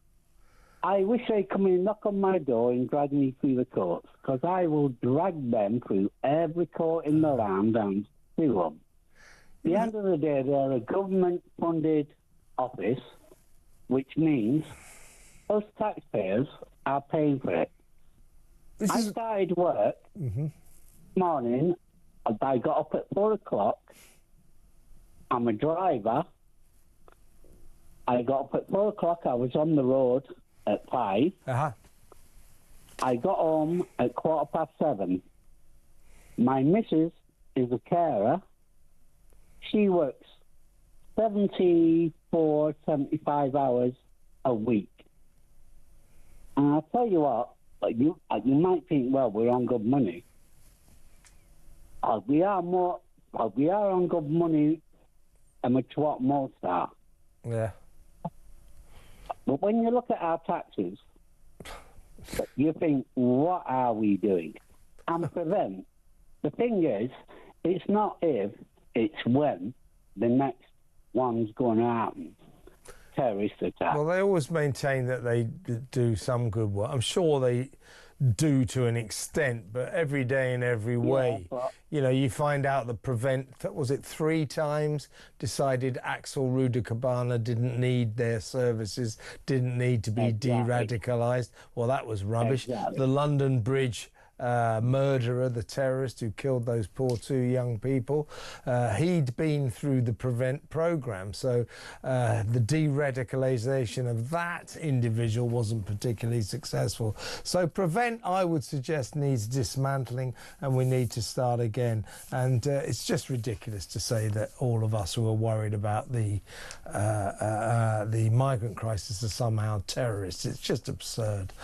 Dave, good point. Thank you. Excellent call. Dave in Blackpool there. Let's go back to the WhatsApp voice notes. This is Dave on the migrants. Good evening, Kevin. We are now all national extremists, not patriots, national extremists, and we're all going to be preferred to Prevent. They're going to be very busy. There's probably 3/4 of the population. This country is going to hell in a handcart. Well, it absolutely is, and we know who's responsible, don't we? Mr. Keir Starmer. Sorry, Sir Keir Starmer. Here's a WhatsApp note from Stuart. Kevin, Greta Thunberg is only interested in what is likely to go viral. There are many other greater causes in the world, such as Yemen, Muslims in China and Ukraine, but she chooses Gaza. Well, she's a rent-a-cause, isn't she? Anything that's going to get her going viral on social media, you're absolutely right. That's what it's all about. And the Israelis brilliantly diminished the importance, the lack of importance of that stupid boat, the Freedom Flotilla, by calling it a selfie yacht, which is all it was. They took a load of selfies of each other going across the Mediterranean on their way to Gaza, and they never got anywhere near. Israelis had to sail out, intercept them, take them into Israel, say, have a look at this. Here's a film of October the 7th. Now you know what it's all about. Now go back to your kindergartens, hey kids? Unbelievable. Here's a last WhatsApp voice note. This is Carl on winter fuel. Do they really think we're that stupid? It's obvious why they're bringing it back. They've been shamed into it. She's actually stood there trying to gaslight us and make out the economy is recovering now. Even if there was a £22 billion black hole, which there probably wasn't, I think they spent something like £60 billion in the first couple of months of being in power. So any black holes is their own making. How they can turn around and say the economy is recovering is absolutely ridiculous. Fact is, they punish the pensioners, and the people of Britain will never forget. Roll on 2029. Good riddance to them. Absolutely right, Carl. Yeah, I mean, when they axed the winter fuel allowance, it was to save £1.4 billion, which is peanuts in national terms. They did it, it strikes many of us, out of spite towards old people, because old people voted Brexit and they don't vote Labour. They've been taught a lesson by the furious people of this country. As I say, don't let old Rachel from accounts get away with saying, oh, no, it's different to what it used to be. We've still got... No, they've brought back the winter fuel allowance, lock, stock and barrel. The whole thing is back. The only people who won't get it will be people who, when they put their tax returns in, will get it lopped off because they earn more than £35,000 a year. Now, that was always the case. You always had to pay tax on it if you're a wealthy pensioner in your tax returns. It wasn't free to everyone. So what we've got now is exactly the situation before they axed the winter fuel allowance. The winter fuel allowance is back for every single pensioner. This is a humiliating climb down by a government that hasn't got the faintest idea what it's doing. Let's quickly talk to Mark in Lincolnshire. Hi, Mark. You want to talk about Greta? Hi there, Kev, mate. Yeah, I do. Yeah, what an absolute bloody prat that girl is. Anyway, what I was agreed. Yeah, I mean, I'm utterly disappointed with the Israelis on all this, to be honest with you. I mean, what should they have done? Well, where the hell's Mossad? I mean, this bunch of clowns should have been, detained for at least 3 months. A bit of interrogation, maybe a bit of waterboarding. Well, they're just 12 idiots. They're basically 12 kids. Semi-adult children, who, are taking selfies of themselves. And the Israelis, I think, treated them in the way that they should. It's an inconvenience. Take them into Israel, show them a film, and they say, get the hell out of here and don't be so stupid again. I think the Israelis treated them with the contempt they deserve. Yeah, 100%. I mean, oh God! Honestly, it'll be. Eventually, they'll move on to another cause. Well, of course they will. She's a rent-a-cause. I mean, Greta, Mark, is operating after the disappointment she suffered when she predicted that climate change would kill us all. We'd all be dead by 2023. She predicted that firmly. And now, ever since then, she's been reeling with disappointment that humanity appears to have survived the alleged climate change crisis. And so she's moved on to other protest causes, and one of them is, of course, Gaza. But not very successful mission, that, to say the least. Mark, I've got to go on because the show is nearly over, but good to talk to you as always. Mark in Lincolnshire. Petri Hoskin is in the studio. Hello. Hello. How was your weekend? Yeah. It was all right. It was fine. Oh dear. No, it was good. It was good. It was good. I have to go everywhere with the dog. I have to take the dog to restaurants and pubs because we can't leave him anymore. I do that. I do that by choice, and I've got two of them. Well, you wouldn't do it if it was my dog by choice. No, he's all right. He's just old. He's just old and he's just difficult. old. So my entire social life is now with my wife and my dog. It's sad, really. Anyway, what have you got on your show?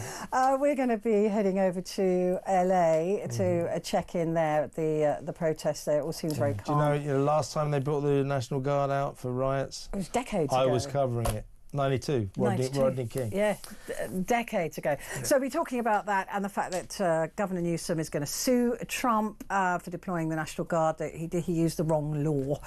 Trump